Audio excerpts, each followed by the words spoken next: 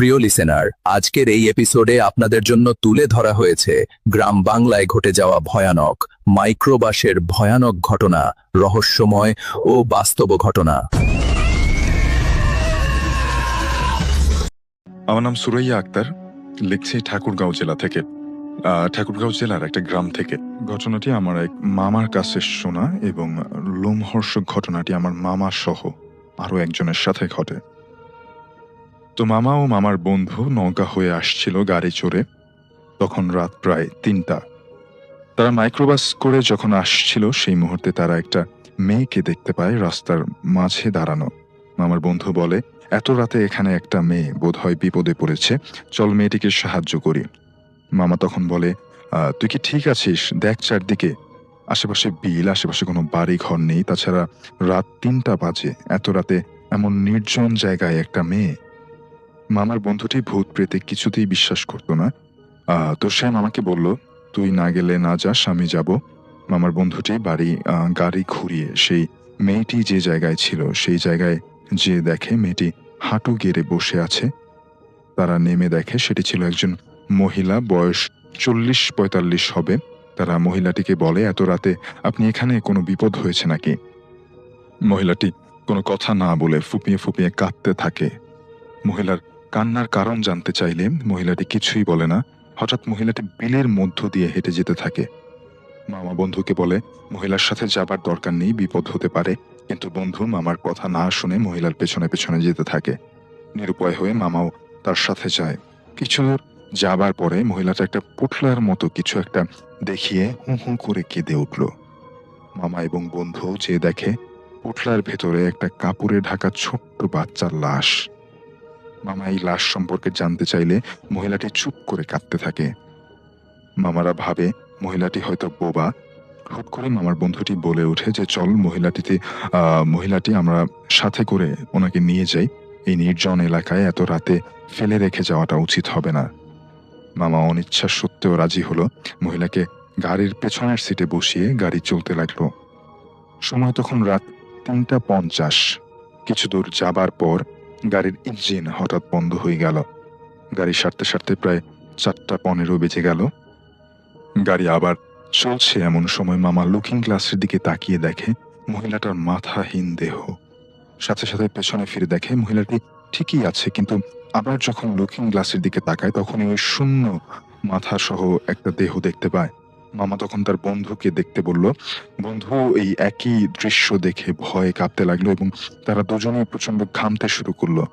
মামা ভয়ে কাপড় দিয়ে লুকিং গ্লাসটা ঢেকে দিল এবং মহিলার দিকে তাকিয়ে বলল, আপনি কি কিছু খাবেন কিনা? সাথে সাথে খেয়াল করলো মহিলাটির চোখ অনেকখানি লাল এবং মৃত শিশুটি তার কোলেই রয়েছে। মামা আল্লাহ আল্লাহ করতে থাকলো। কিছু দূর যেতে না যেতে তারা মহিলাটিকে রাস্তার পাশে দাঁড়ানো অবস্থায় দেখে। কিন্তু মহিলাটি তো তাদের পাশে পিছনে গাড়িতে বসা ছিল। তারা গাড়িটি থামিয়ে দিল এবং একসাথে দেখলো যে পেছনের মহিলাটি নেই। এবং সবচেয়ে ভয়ঙ্কর ব্যাপার হচ্ছে, মৃত বাচ্চাটি সিটের উপর দাঁড়িয়ে তাদের দিকে মুচকি হাসছে এবং বাচ্চাটির চোখে কোথাও মনি নেই। এই দৃশ্য দেখে সহ্য করতে না পেরে মামার বন্ধু সেন্সলেস হয়ে যায়। মামা মনে সাহস আনার চেষ্টা করলো, এই ভেবে যদি আমার কিছু হয় তাহলে আমাদের আজ রাতে এখানে পড়ে থাকতে হবে, কিছুতেই জ্ঞান হারানো যাবে না। মামা এবার নিজে গাড়ি ড্রাইভ করতে লাগলো এবং ভয়ে পেছনে তাকাচ্ছে না। মামা যত সূরা জানে সবগুলো পড়তে লাগলো। হঠাৎ মামা পেছন থেকে খটমট একটা আওয়াজ শুনতে পেল। মামা ভয়ে ভয়ে লুকিং গ্লাসের কাপড় সরিয়ে দেখে বাচ্চাটি একটা রক্তাক্ত পা চিবিয়ে চিবিয়ে খাচ্ছে। এটা দেখে মামা গাড়ির স্পিড আরো বাড়িয়ে দিল এবং মামা নাকি আরো ২ বার ওই মহিলাটিকে গাড়ির বাইরে দাঁড়ানো অবস্থায় দেখেছে। ইতিমধ্যে সকাল হয়ে গেছে। তো মামা দেখে রাস্তাঘাটে মানুষ ও যানবাহন চলছে। তখন ঘড়িতে সকাল ৭টা ২৫ বাজে। মামা গাড়ি থামিয়ে পেছনে দেখে কিছু নেই, অথবা কেউ নেই, শুধুমাত্র সেই কাপড়টা ছাড়া যে কাপড়ে বাচ্চাটি ঢাকা ছিল। মামা যে দেখে কাপড়ের মধ্যে কয়েকটা রক্তাক্ত হাড় পড়ে আছে। মামা রাস্তায় কয়েকজন লোককে ডেকে আনলো ব্যাপারটা দেখানোর জন্য। কিন্তু এসে দেখে গাড়ির পেছনের সিটে কাপড় সহ রক্তাক্ত হাড়গুলো আর নেই। তখন ছিল খুব কনকনে শীত। এবার আমি মূল ঘটনাতে আসি। আমি একদিন রাতে আমার দোকান বন্ধ করে বাড়ির দিকে যাচ্ছিলাম। হঠাৎ দেখলাম আমার এক প্রতিবেশী হন্তদন্ত হয়ে আমার দিকে আসছে। উনি সম্পর্কে আমার চাচা হন। আমি তাকে জিজ্ঞেস করলাম, কি ব্যাপার চাচা, এত তাড়াহুড়ো করে কোথায় যাচ্ছেন? চাচা উত্তরে বললেন, আমার ছোট ছেলেকে সন্ধ্যার পর থেকে খুঁজে পাচ্ছি না। গ্রামের প্রায় সব জায়গা ওকে খুঁজলাম, কিন্তু কোথাও পেলাম না। আমি তখন চাচাকে বললাম, চাচা আমিও আপনার সাথে আসছি মামুনকে খুঁজতে। চাচার ছোট ছেলের নাম ছিল মামুন। যাই হোক, আমিও চাচার সাথে গেলাম খুঁজতে। অনেক খোঁজাখুঁজি করেও মামুনকে পাওয়া গেল না। একে একে মামুনের হারিয়ে যাওয়ার ঘটনা পুরো গ্রামের মানুষ জেনে যায়। সব জায়গায় মামুনকে খোঁজাখুঁজি করা হয়, কিন্তু মামুনের কোনো চিহ্ন গ্রামে ছিল না। একদিন একটা পুরো দিন কেটে গেল। মামুনের বাড়িতে তখন সবাই কান্নাকাটি করছে। মামুনের পরিবারে একটা শোকাবহ অবস্থা। বিকেলের দিকে হঠাৎ একটা খবর আসলো, পাশের গ্রামের একটা জলাশয়ের কাদার মধ্যে নাকি একটা 10-12 বছরের ছেলেকে উল্টো করে পুঁতে রাখা অবস্থায় মৃত পাওয়া গেছে। খবর শুনে সাথে সাথে মামুনের বাবা সহ গ্রামের আরো কয়েকজন মিলে পাশের গ্রামের ওই জলাশয়ে গেল। আমিও সবার সাথে সেখানে গিয়েছিলাম। আমরা সেখানে গিয়ে যা দেখলাম, নিঃসন্দেহে সেটা একটা ভয়ানক দৃশ্য। আমরা দেখলাম মামুনের গলা সহ মাথাটা কাদার ভেতরে ঢুকে গেছে এবং পা দুইটা উপরে রয়েছে। এই ভয়ানক ঘটনার কোনো ব্যাখ্যা বা রহস্য কেউ উন্মোচন করতে পারেনি। মূল ঘটনার শুরু হয় এখান থেকেই। এই ঘটনার কয়েকদিন পরেই গ্রামে ঘটে আরেকটা ভয়াবহ ঘটনা। প্রথম ঘটনাটি রহস্যজনক হলেও সবাই সেটা মেনে নিয়ে স্বাভাবিক দিনে ফিরে আসে। কিন্তু এর 10 দিন পর গ্রামের আরও একটা 10 বছরের ছেলেকে খুঁজে পাওয়া যাচ্ছে না। ঠিক একইভাবে সন্ধ্যার পর তাকেও আর গ্রামে পাওয়া যাচ্ছে না। এবারে পুরো গ্রামে নেমে আসলো আতঙ্ক। সবার মুখে মুখে এই দুইটা রহস্যময় ঘটনা ঘুরে বেড়াচ্ছে। পুরো গ্রাম যেন নিস্তব্ধ। এমনকি গ্রামে যত 10-12 বছরের ছেলে এবং মেয়ে ছিল সবাইকে ঘরের ভেতরে বন্দি করে রাখত তার বাবা মায়েরা। এরপর গ্রামের একজন বৃদ্ধ লোক সবাইকে পরামর্শ দিলেন একটা কবিরাজ আনার জন্য। তিনি এটাও বললেন যে এটা কোনো স্বাভাবিক ঘটনা নয়, এটা নিশ্চয়ই কোনো শয়তানের ব্যাপার। পরদিন দুপুরে 3 মাইল দূর থেকে একজন প্রসিদ্ধ কবিরাজ আনা হলো। কবিরাজ এই ভয়ানক দুইটা ঘটনা শোনার পর কিছুক্ষণ ভেবে বললেন, এই গ্রামে নিশ্চয়ই একটা শক্তিশালী এবং ভয়ানক পিশাচ ঢুকে গেছে। সেই পিশাচটা শুধু 10-12 বছরের ছেলেদেরকে টার্গেট করেছে। পিশাচটা এই দুটো ছেলেকে সন্ধ্যার সময় একা পেয়ে ধরে নিয়ে গেছে এবং ওদেরকে কাদার মধ্যে উল্টো করে পুঁতে রেখেছে। কিন্তু পিশাচটা এমন কেন করছে এই ব্যাপারে কবিরাজ কোনো কিছু বলতে পারেননি।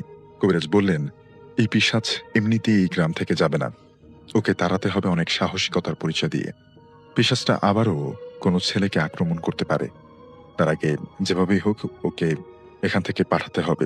সবাই কবিরাজের সাথে কাছে জানতে চাইল যে কি করলে এই পিশাচকে হারানো যাবে।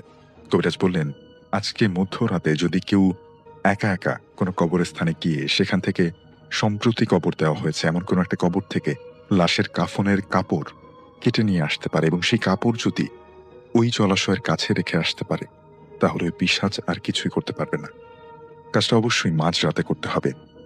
কবিরাজ বললেন, কোনো সাহসী কাউকে আপনারা খুঁজে আনুন, কোনো ভীতু মানুষ এই কাজটা করতে পারবে না। গ্রামের একজন যুবক এই ভয়ানক কাজটা করতে রাজি হলো, কিন্তু এর বিনিময়ে সে টাকা দাবি করে। গ্রামের সবাই ছেলেটাকে টাকা দিতে রাজি হলো এবং সেই যুবক ছিল মারাত্মক সাহসী এবং খুব বুদ্ধিমান। এরপর মাঝরাতে ওই যুবক ওই কাজ করার জন্য এলাকার গোরস্থান থেকে রওনা দেয়। কবিরাজ ওই যুবককে বলল যে এই কাজ কিন্তু মোটেই সহজ হবে না। এই কাজ করার সময় অনেক সমস্যার মোকাবেলা করতে হবে। বিশেষ করে তুমি পেছনে ভুলেও তাকাবে না। তোমাকে পেছন থেকে অনেক ডাকাডাকি করবে, তোমার আপনজনের কণ্ঠে, তোমার খুব কাছের মানুষের কণ্ঠে। তোমার সামনেও বিভিন্ন ধরনের ভৌতিক ঘটনা ঘটতে পারে। সুতরাং কাজটা খুব সাবধানে করতে হবে। কবিরাজ ওই যুবককে আরো বলল, এমন কোনো পরিস্থিতির সম্মুখীন হলে আয়াতুল কুরসি পড়তে এবং কাজ শেষ হয়ে গেলে অবশ্যই খালি পায়ে ফিরে আসতে হবে। যুবক কবিরাজের কথার শুনে বলল যে আমি শতভাগ দিয়ে চেষ্টা করব। এরপর ওই যুবক বের হয়ে পড়ে। বাকিটা ঘটনা আমি ওই যুবকের ভাষ্য মতে বলছি। আমি আমাদের গ্রামের গোরস্থানে উদ্দেশ্যে রওনা দিলাম। হেঁটে গেলে প্রায় 20 মিনিট লাগবে। যাওয়ার পথে একটা ছোট জঙ্গল পড়ে। আমি হাঁটতে হাঁটতে এক পর্যায়ে সেই জঙ্গলের ভেতরে চলে আসি। জঙ্গলে ঢোকার পরেই আমার সাথে শুরু হয় ভয়ানক ভয়ানক ঘটনা। হাঁটতে হাঁটতে হঠাৎ শুনতে পেলাম একটা বিকট কণ্ঠে কেউ আমাকে পেছন থেকে বলল, ওই তুই আর সামনে যাস না, তুই সামনে গেলে তোর ক্ষতি হবে। কিন্তু আমি এসব কথায় কিছু মনে না করে সামনে যেতে থাকি। কিছুক্ষণ পরে একটা কালো কুকুর যেন কোত্থেকে আমার সামনে আসলো। কুকুরের আকৃতি ছিল অন্যান্য কুকুরের চেয়ে অনেক বেশি বড়। আমি তখন একটু ভয় পেলেও সাহস হারাইনি। আমি সামনে যেতে পারছি না, ওই কুকুর সামনে থেকে সরছে না। আমি আয়াতুল কুরসি পড়তে শুরু করি। একটু পরে দেখলাম কুকুরটা সামনে থেকে সরে গেছে। এরপর আমি গোরস্থানে পৌঁছে যাই। আমার হাতে থাকা কোদাল দিয়ে একটা কবর খোঁড়া শুরু করি। কয়েকদিন আগেই একজন বৃদ্ধকে এই কবরে দাফন করা হয়েছিল। কবরের একটা পাশ খুঁড়ে আমি সেখান থেকে দেখলাম যে লাশটা প্রায় পচে গেছে। বিশ্রী রকম গন্ধ আসছিল সেই কবর থেকে। আমি লাশের গা থেকে কাফনের একটুখানি কাপড় কেটে নিলাম। এমন সময় হঠাৎ পেছন থেকে শুনলাম কেউ বলল, তুই কাজটা ঠিক করলি না, তোকে এর খেসারত দিতে হবে। আমি পেছনে তাকিয়ে কাফরের কাপড় নিয়ে রওনা দিলাম সেই জলাশয়ের দিকে।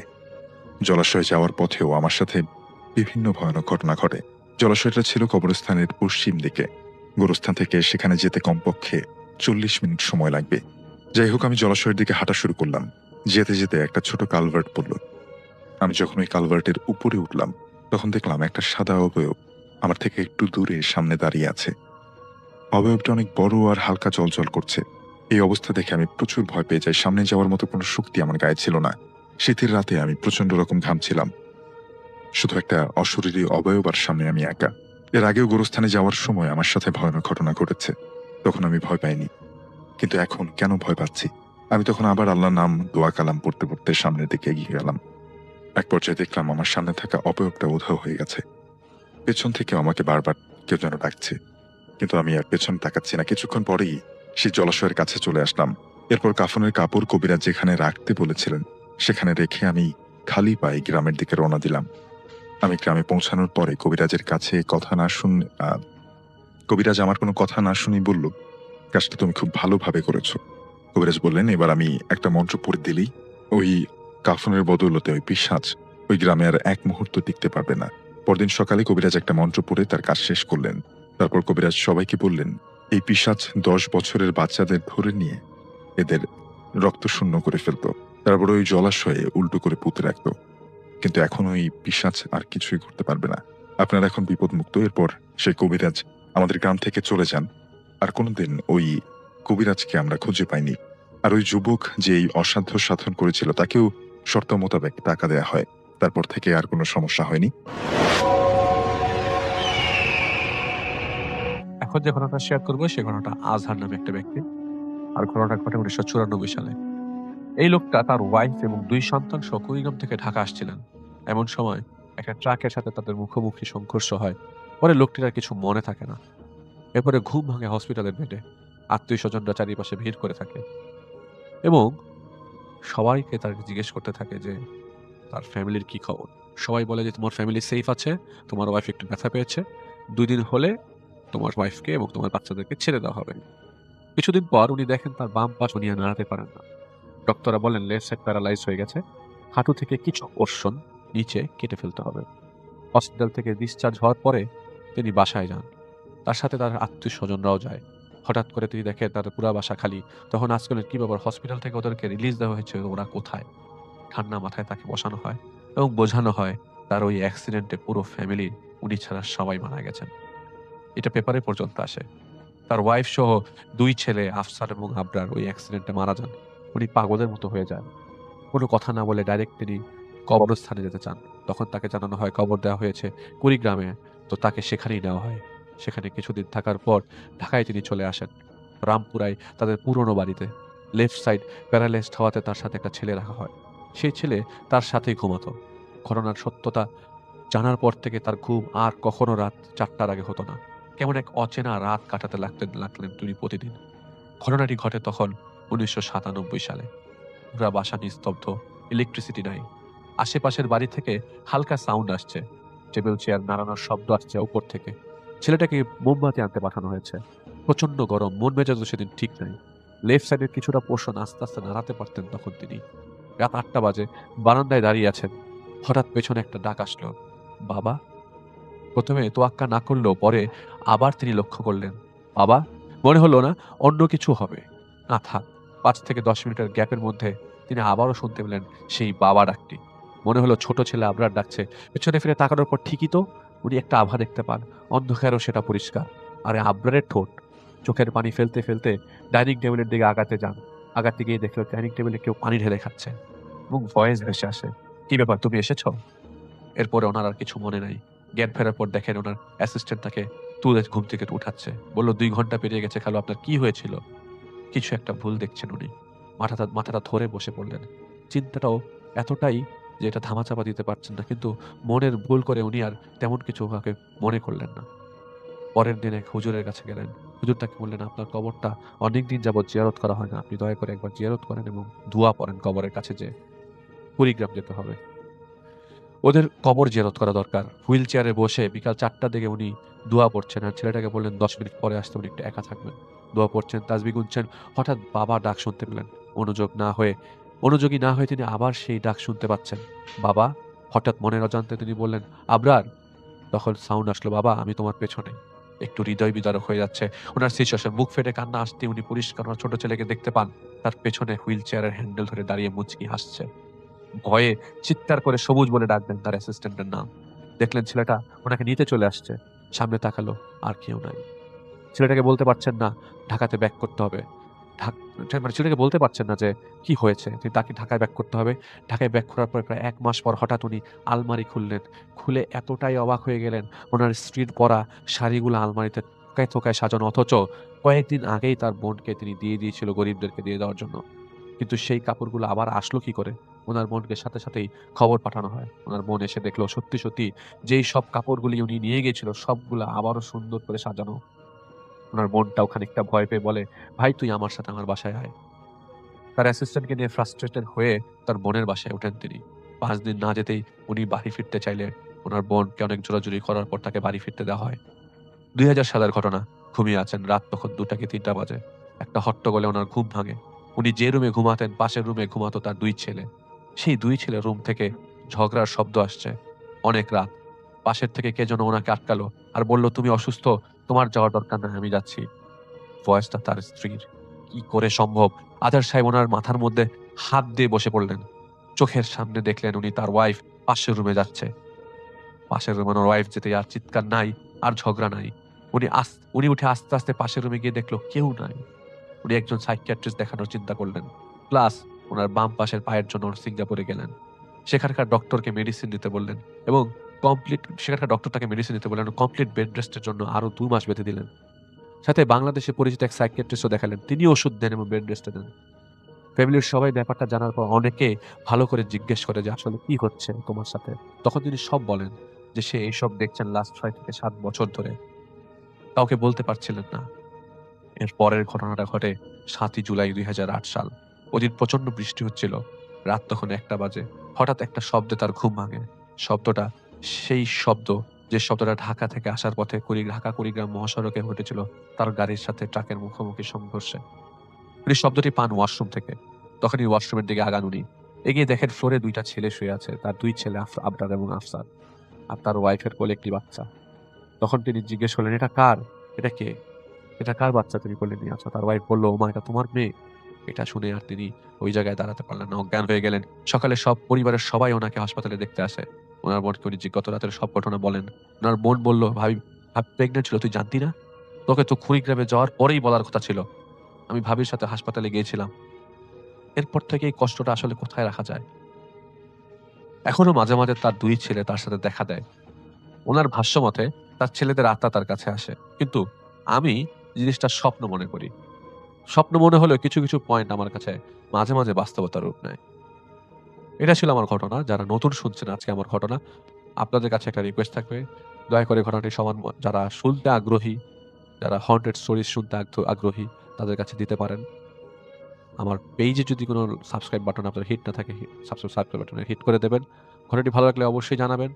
আপনাদের কাছ থেকে আপনাদের গুরুত্বপূর্ণ অ্যাডভাইস সবসময় আমার কাছে খুবই ইম্পোর্টেন্ট। ভালো থাকবেন, সুস্থ থাকবেন। আসসালামু আলাইকুম।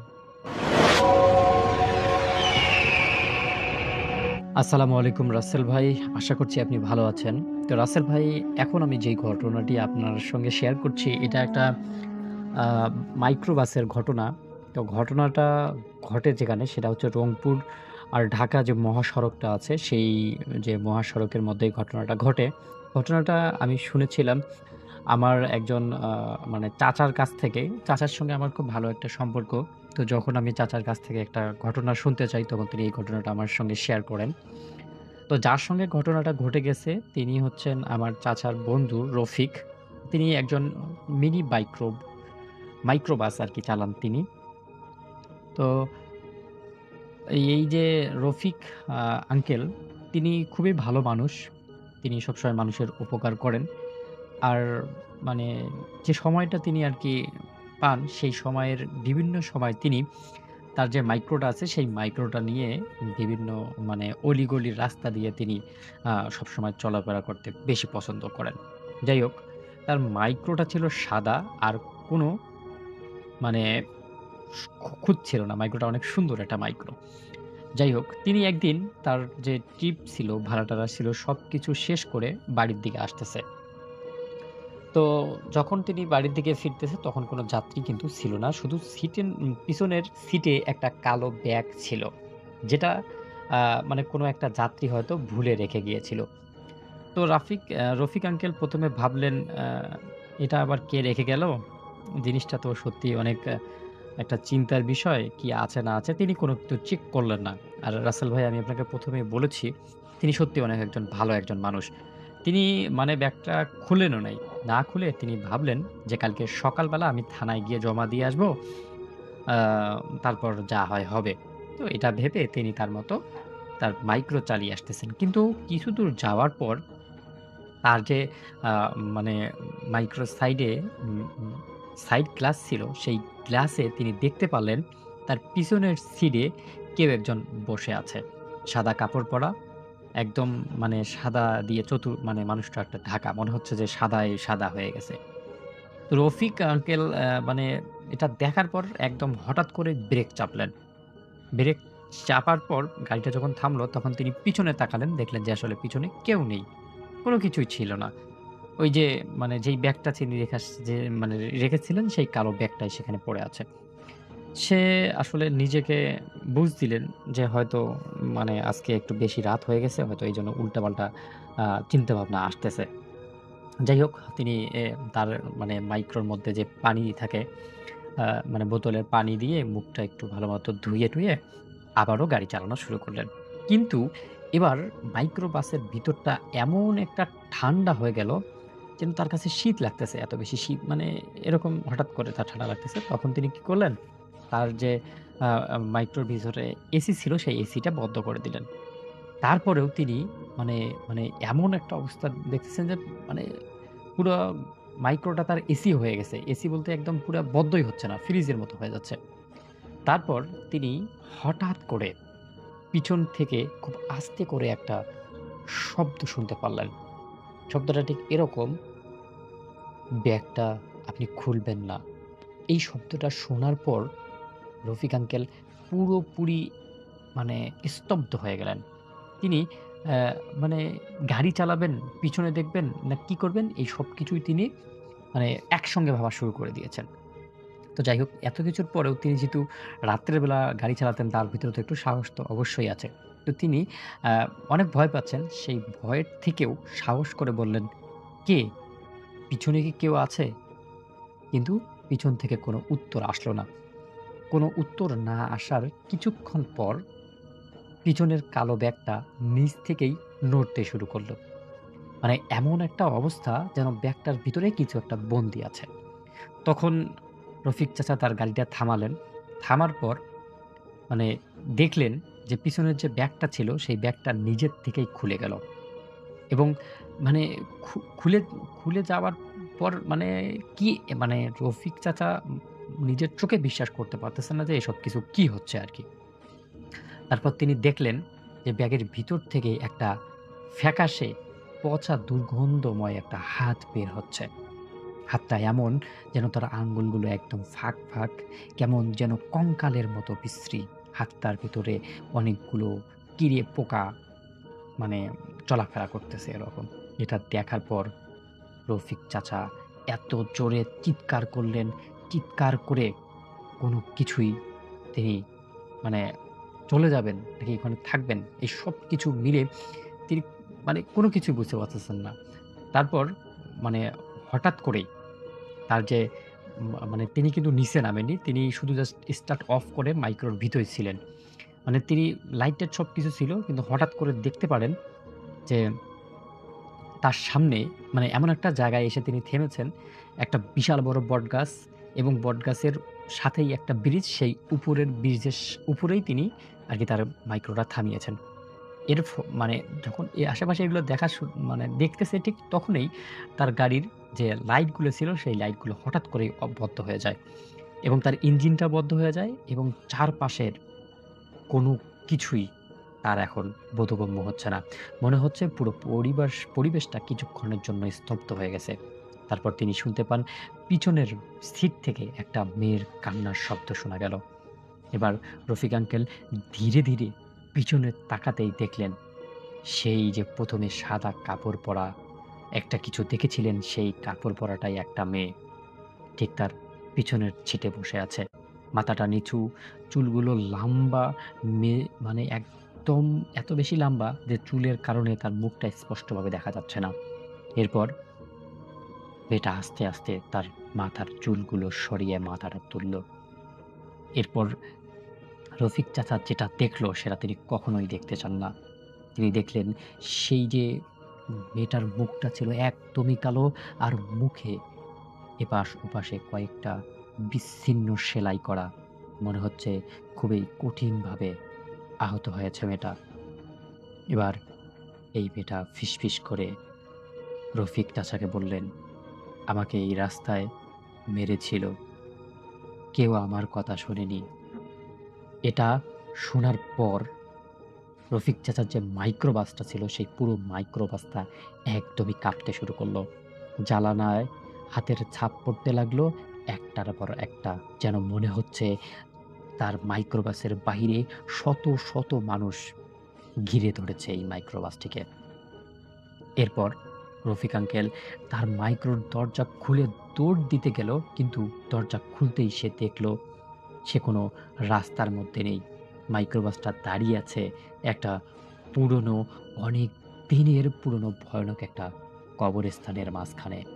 আর চারপাশে দাঁড়িয়ে আছে সাদা কাপড় পরা অসংখ্য মানুষ। সবাই একসাথে তার দিকে তাকিয়ে আছে এবং সবাই বলছে, "আমাদের রক্ষা করো, আমাদের রক্ষা করো।"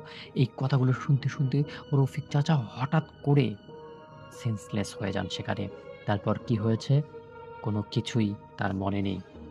পরদিন সকালে কয়েকজন মানুষ এসে রহিম চাচাকে রাস্তার ধারে তার মাইক্রোবাসের ভিতরে অজ্ঞান অবস্থায় পায়।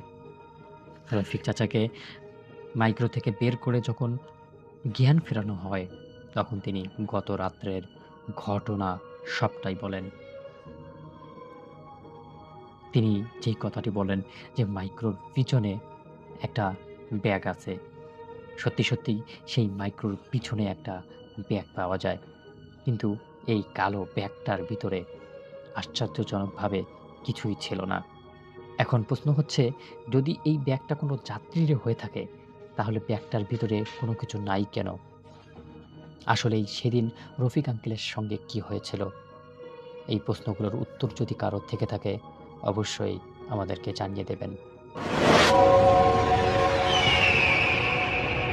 এই মুহূর্তে যে স্টোরিটা আমি শেয়ার করব, একটা মানুষ যে হারিয়ে যাওয়ার প্রায় ১১ বছর পর আবার ফিরে এসেছে এবং তার হারিয়ে যাওয়া ছিল যেমন রহস্যময়, ফিরে আসাটাও রহস্যময়, মধ্যবর্তী সময়ে সে রহস্যময় একটি স্থানে ছিল।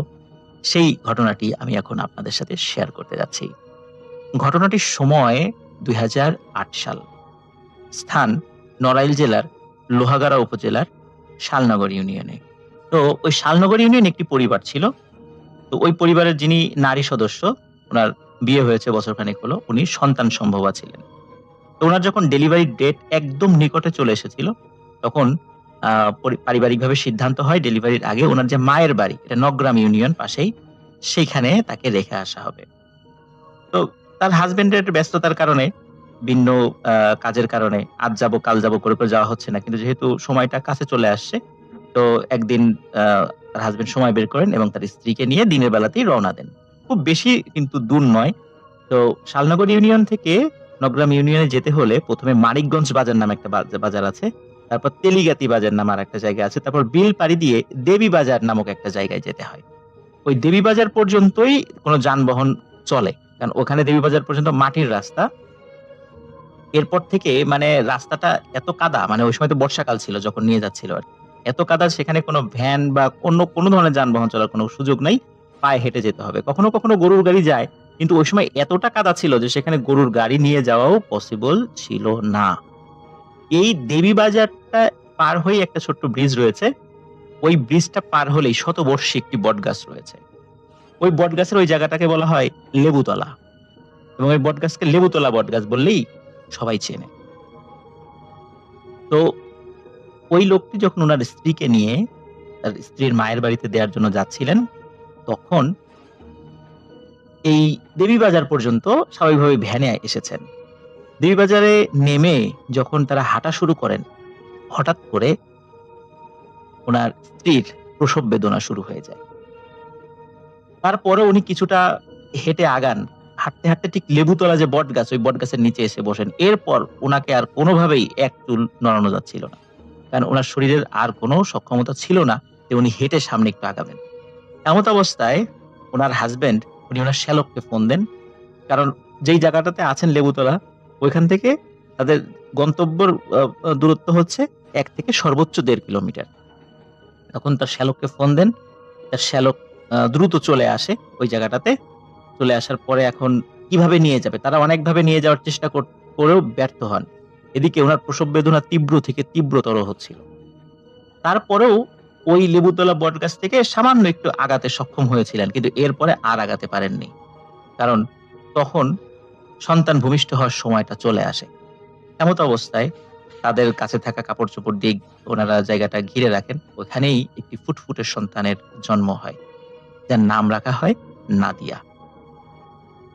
এখন ওই অবস্থাতে এত কাছের দূরত্ব, 1 কিলোমিটার বা 1.5 কিলোমিটারের দূরত্ব, খুব বেশি দূরের না, কিন্তু মানে গ্রাম বিবেচনায় এতটুকু পথ। কিন্তু এই অবস্থায় তো ওনাকে আসলে নিয়েও যাওয়া যাচ্ছিল না। আর একটা সমস্যা ছিল, ওই জায়গার আশেপাশে কোনো ঘরবাড়ি ছিল না। এখন ঘরবাড়ি হয়েছে, কিন্তু তখন ঘরবাড়ি ছিল না। ঘরবাড়ি ছিল ওখান থেকে বেশ একটু দূরে দূরে। তখন ওইখানের ওই জায়গারই একটি পরিচিত বাড়িতে তাকে নিয়ে যাওয়া হয়। ওই রাত্রিটা ওখানে ওনারা যাপন করেন। পরের দিন সকালে উনি ওনার মায়ের বাড়িতে চলে যান। নাদিয়া তার নানার বাড়িতেই বড় হতে থাকেন।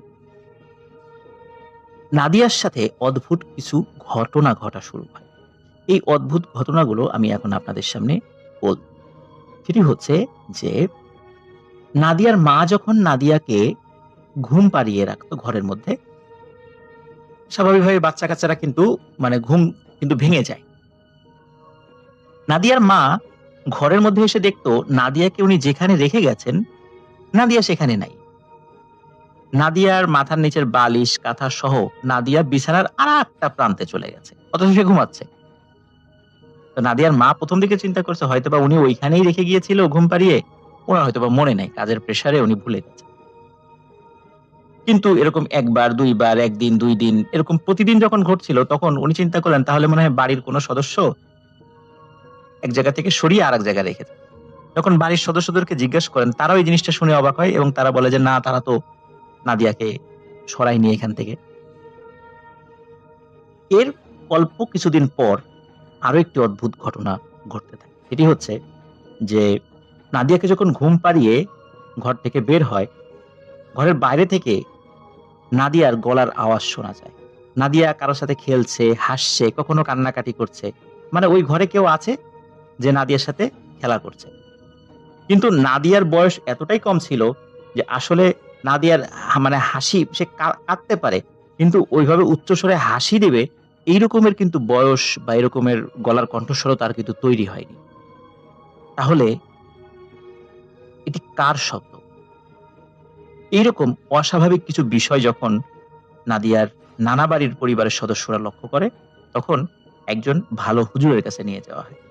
হুজুর নাদিয়াকে ভালো করে পরীক্ষা নিরীক্ষা করে বলেন যে ওর উপর জিনের ছায়া রয়েছে। নাদিয়াকে ঝাড়ফুঁক করেন, তেল পড়া, পানি পড়া এগুলা দিয়ে দেন, কিন্তু এগুলো দিয়েও আসলে কোনো লাভ হচ্ছিল না। এই ধরনের সমস্যা ঘটছিলই। ১ মাস, ২ মাস, এরকম ৬ মাস হয়ে যায়। নাদিয়া কিছুটা বড় হয়। যেহেতু এই বাড়িতে এই ধরনের সমস্যা ঘটছিল, তখন নাদিয়ার মা সিদ্ধান্ত নেয় তিনি আর মায়ের বাড়িতে নাদিয়াকে নিয়ে থাকবেন না, তিনি তার স্বামীর বাড়িতে চলে যাবেন শালনগর ইউনিয়নে।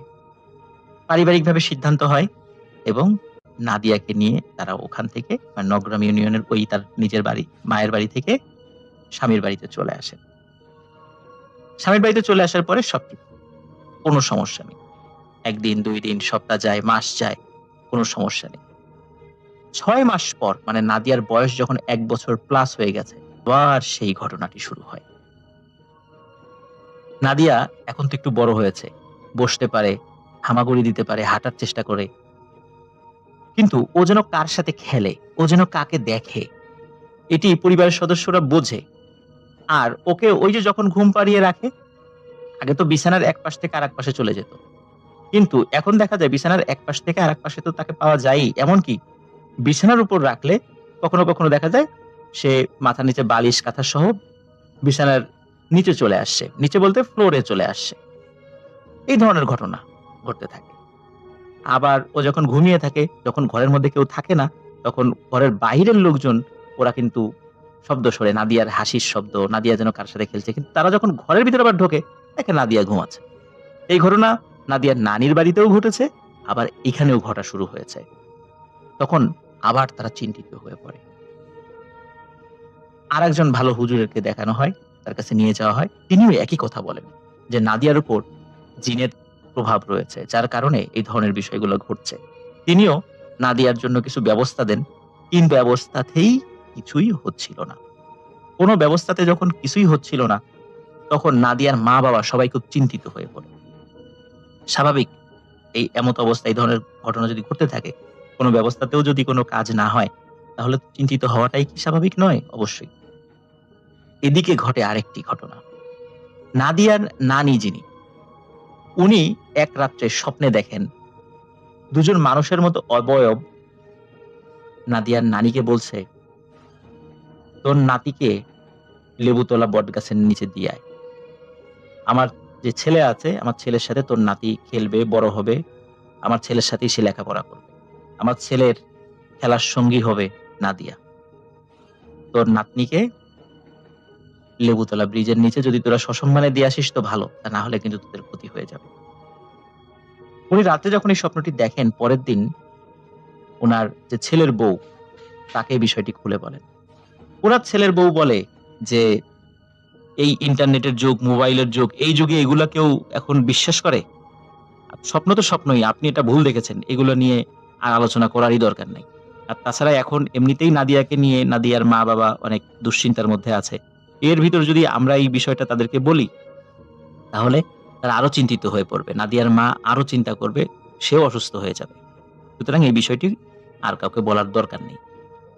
নাদিয়ার নানি চিন্তা করে আসলেই তো এই বিষয়টি আর কাউকে বলার দরকার নেই, যেহেতু আসলে মানে নাদিয়াকে নিয়ে এমনি তার মা বাবা চিন্তিত। এই কারণে তারা এই বিষয়টি চেপে যান। এর কয়েকদিন পর, মানে এই স্বপ্নটা দেখার কয়েকদিন পর আরেকটি ভয়ানক ঘটনা ঘটে।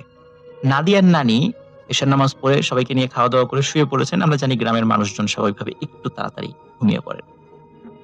তখন রাত ১১টা কি ১১:৩০। উনি ঘুম থেকে উঠে চিৎকার চেঁচামেচি শুরু করে দেন। কি হয়েছে? তখন উনি ওনার ছেলের বউকে ডাকেন। ছেলের বউ আসে, বলে যে তুমি এক্ষুনি নাদিয়ার মাকে ফোন দাও। আমি একটা ভয়ঙ্কর স্বপ্ন দেখেছি, সেই স্বপ্নটা। স্বপ্নের মধ্যে ওরা আমাকে বলছে যে তোকে তো বললাম, কোনো ব্যবস্থা নিলি না। আজকে রাত্রেই নাদিয়াকে আমরা নিয়ে যাব। আর তুই নাদিয়ার মাকে বা ওই পরিবারের কাউকে কিছু বলিস নেই, এর শাস্তি তোকে পেতে হবে। তখন উনার যে ছেলের বউ চিন্তা করে যে হ্যাঁ, আসলেই এখন তো আর দেরি করা যায় না, বিষয়টি আসলে তাকে জানানোর দরকার। তখন নাদিয়ার মায়ের ফোনে ফোন করা হয়।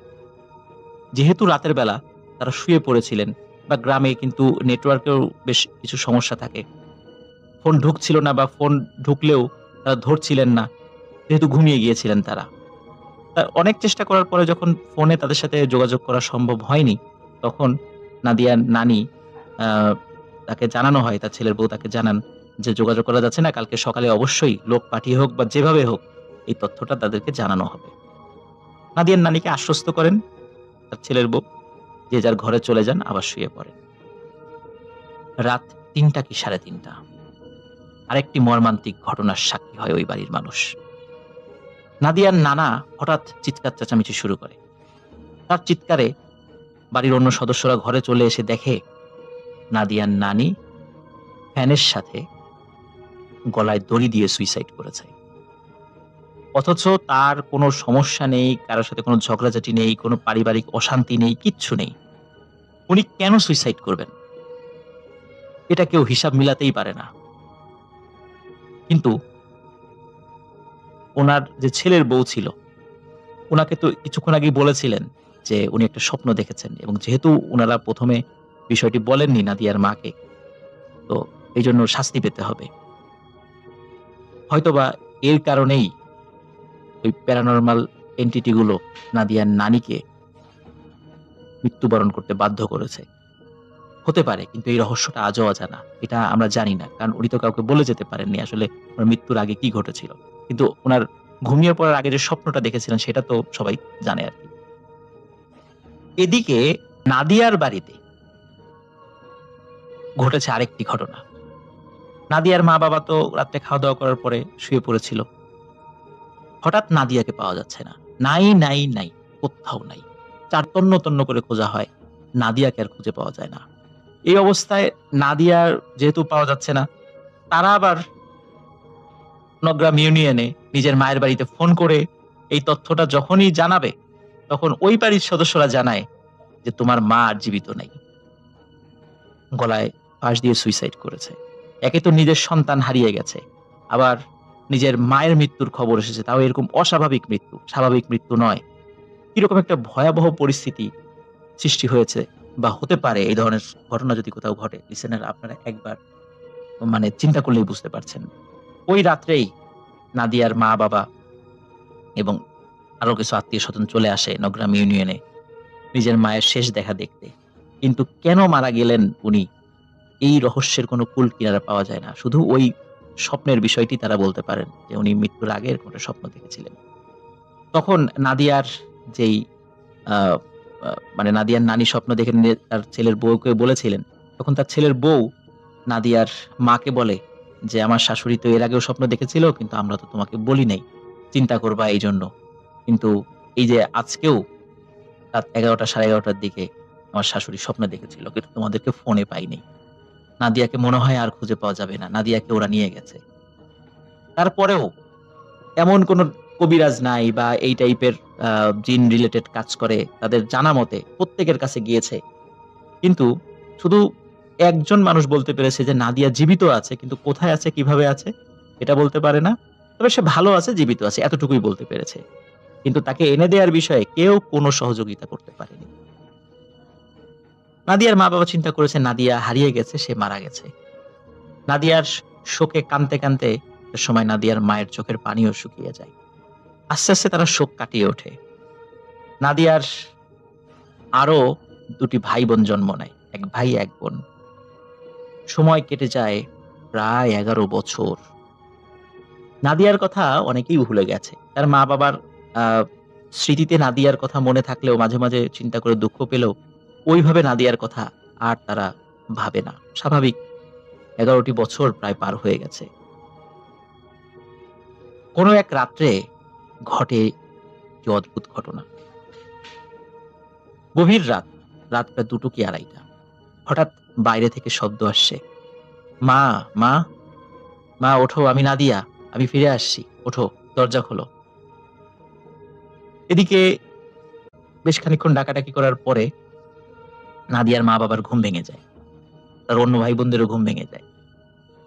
তারা বলে, কি হলো, বাইরে কে ডাকাডাকি করে? তখন ভিতর থেকে নাদিয়ার মা যখন বলে যে বাইরে কে, বলে আমি নাদিয়া, আমাকে চিনতে পারছো না? তখন সবাই আকাশ থেকে পড়ে যে নাদিয়া, 11 বছর আগে হারিয়ে যাওয়া সেই নাদিয়া। তখন দরজা খোলে।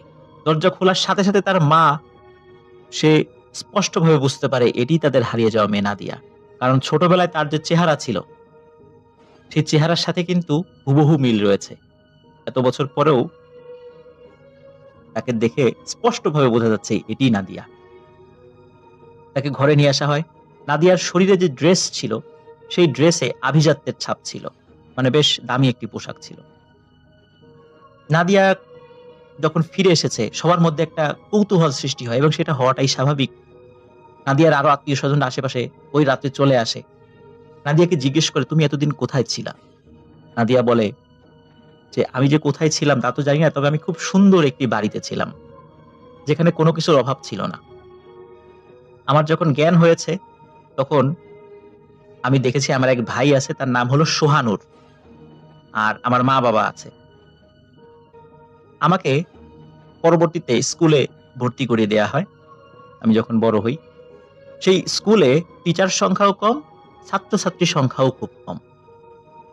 আমাকে আমার ভাই সোহানুর এগিয়ে দিয়ে আসতো স্কুল পর্যন্ত, কখনো কখনো আমার মা বাবাও স্কুল পর্যন্ত এগিয়ে দিয়ে আসতো। কিন্তু আমার সেখানে ভালো লাগতো না, আমি সবসময় কান্নাকাটি করতাম। সেখানকার মানুষজন যেন কেমন কেমন, কারোর সাথে তেমন কোনো কথা বলে না, আমার খুব খারাপ লাগতো। আমি প্রাইমারি গণ্ডি পার হয়ে হাই স্কুলে ভর্তি হয়েছিলাম। আমি এখন ক্লাস 6-এ পড়ি। তখন সবাই খুব অবাক হয় এবং তাকে পরীক্ষা করার জন্য ক্লাস 6-এর বই নিয়ে আসা হয়। এবং সত্যি ওই সময় পর্যন্ত বাংলাদেশের সিলেবাসের ওই সময় পর্যন্ত 2021 সালের ওই সময় পর্যন্ত যতটুকু মানে পড়ানো হয়েছে, ওই সময় তো করোনাকালীন একটা বন্ধ গেছে, মানে যতটুকু পড়ানো হয়েছে আর কি বাংলাদেশের স্কুলগুলোতে, নাদিয়া ওই পর্যন্ত খুব ভালোভাবেই সেই পর্যন্ত সে লেখাপড়া জানে এবং তাকে ওই প্রাইমারি স্কুলের ওই যে লেখাপড়াগুলো সেগুলো ধরা হয়েছে, সে সেগুলোও পারে। তার মানে সে ক্লাস 6, সে বলেছিল সে ক্লাস 6-এ এখনো পড়ছে। তখন বলে, তাহলে তুমি চলে আসলা কিভাবে? তখন বলল যে ওই সোহানুর ভাই আজ রাতে আমাকে সব ঘটনা খুলে বলেন। আমি যখন খুব কান্নাকাটি করছিলাম তখন বলে যে আসলে তোমাকে আমরা নিয়ে এসেছিলাম। তোমার যখন জন্ম হয় ওই লেবুতলা বটগাছের কাছে, তখন তোমাকে দেখে আমার খুব ভালো লাগে। তখন আমি আমার মা বাবাকে বলি যে এই মেয়েটাকে আমি আমার খেলার সঙ্গী হিসাবে পেতে চাই, ওকে আমাকে এনে দাও। আমার জেদের কারণে এবং আমার আবদারের কারণে আমার মা বাবা প্রথমে রাজি না হলেও পরবর্তীতে রাজি হয়, তোমাকে আমার কাছে এনে দেয়। কিন্তু আমি যখন দেখি তুমি খুব মন খারাপ করে থাকো, কান্নাকাটি করো, আমার এটা ভালো লাগে না। আমি বুঝতে পেরেছি যে কাউকে তার মা বাবার কাছ থেকে নিয়ে আসাটা ঠিক। আমি আমার মা বাবাকে বলেছি, তারা রাজি হয়েছেন, তোমাকে তোমার মা বাবার কাছে আজ রাত্রে ফিরিয়ে দিয়ে আসবো। তোমার চিন্তার কোনো কারণ নাই, তুমি সবকিছু চিনতে পারবা। তোমার আত্মীয় স্বজন, মা বাবা, ভাই বোন সবাইকেই তুমি চিনতে পারবে। সে দায়িত্ব আমাদের। তুমি ঘুমিয়ে পড়ো, তোমাকে নিয়ে যাব।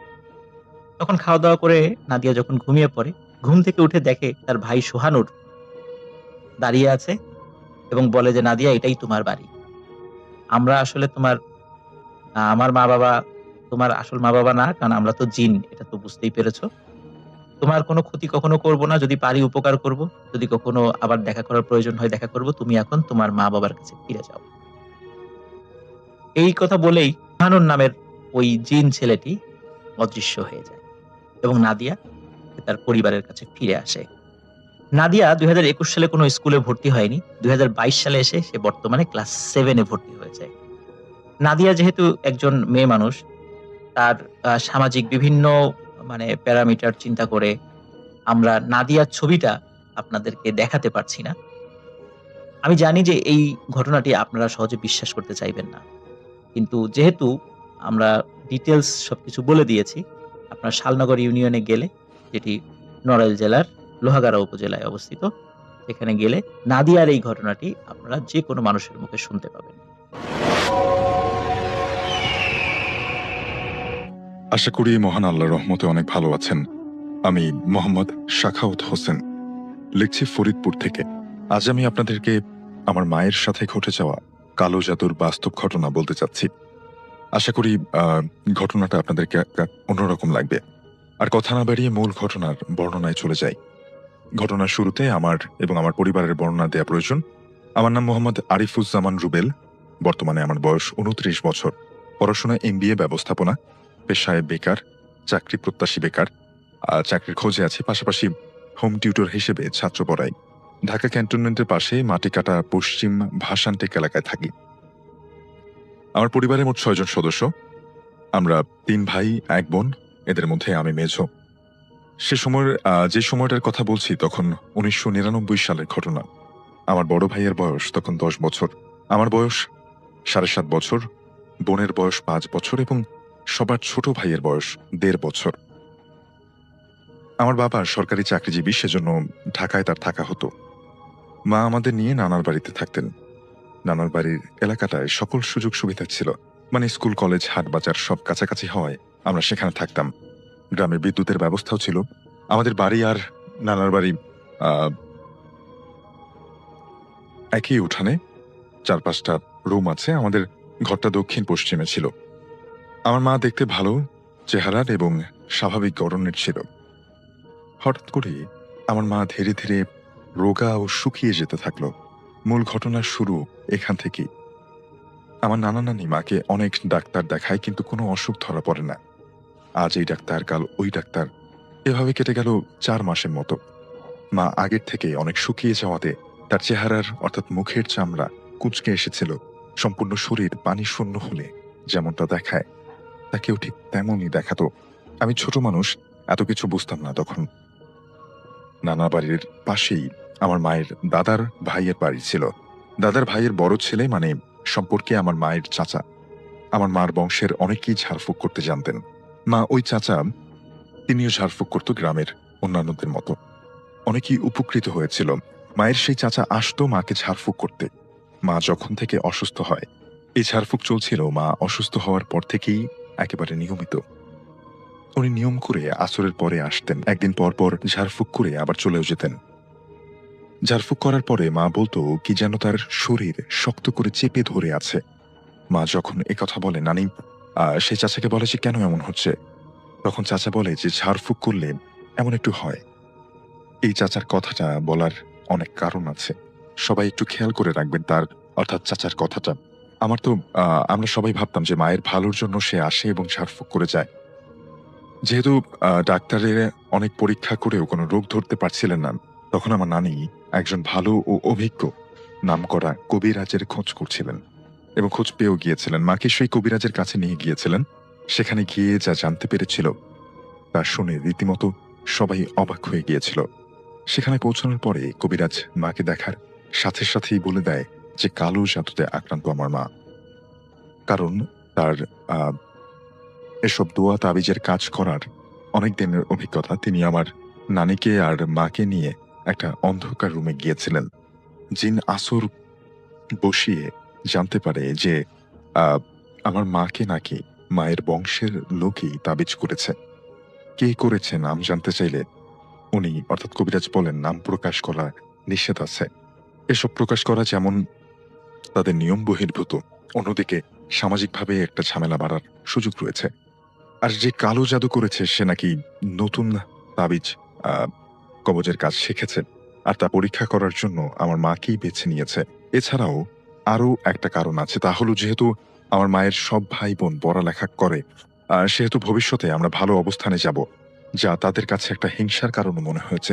অর্থাৎ দুটি কারণে যিনি তাবিজ করেছেন, যিনি আমাদেরকে ঘটনা পাঠিয়েছেন তার মাকে, দুটি কারণ রয়েছে। একটা কারণ হচ্ছে তিনি নতুন কালো জাদু চর্চা শিখেছেন, যেটা এই কবিরাজ প্রথমেই তাকে দেখে বললেন যে কালো জাদু চর্চা নতুন শিখেছেন এবং সেটার প্রয়োগটা তার উপরে করছেন। আরেকটা কারণ হচ্ছে যেহেতু তার সন্তানরা, অর্থাৎ যিনি ঘটনা পাঠিয়েছেন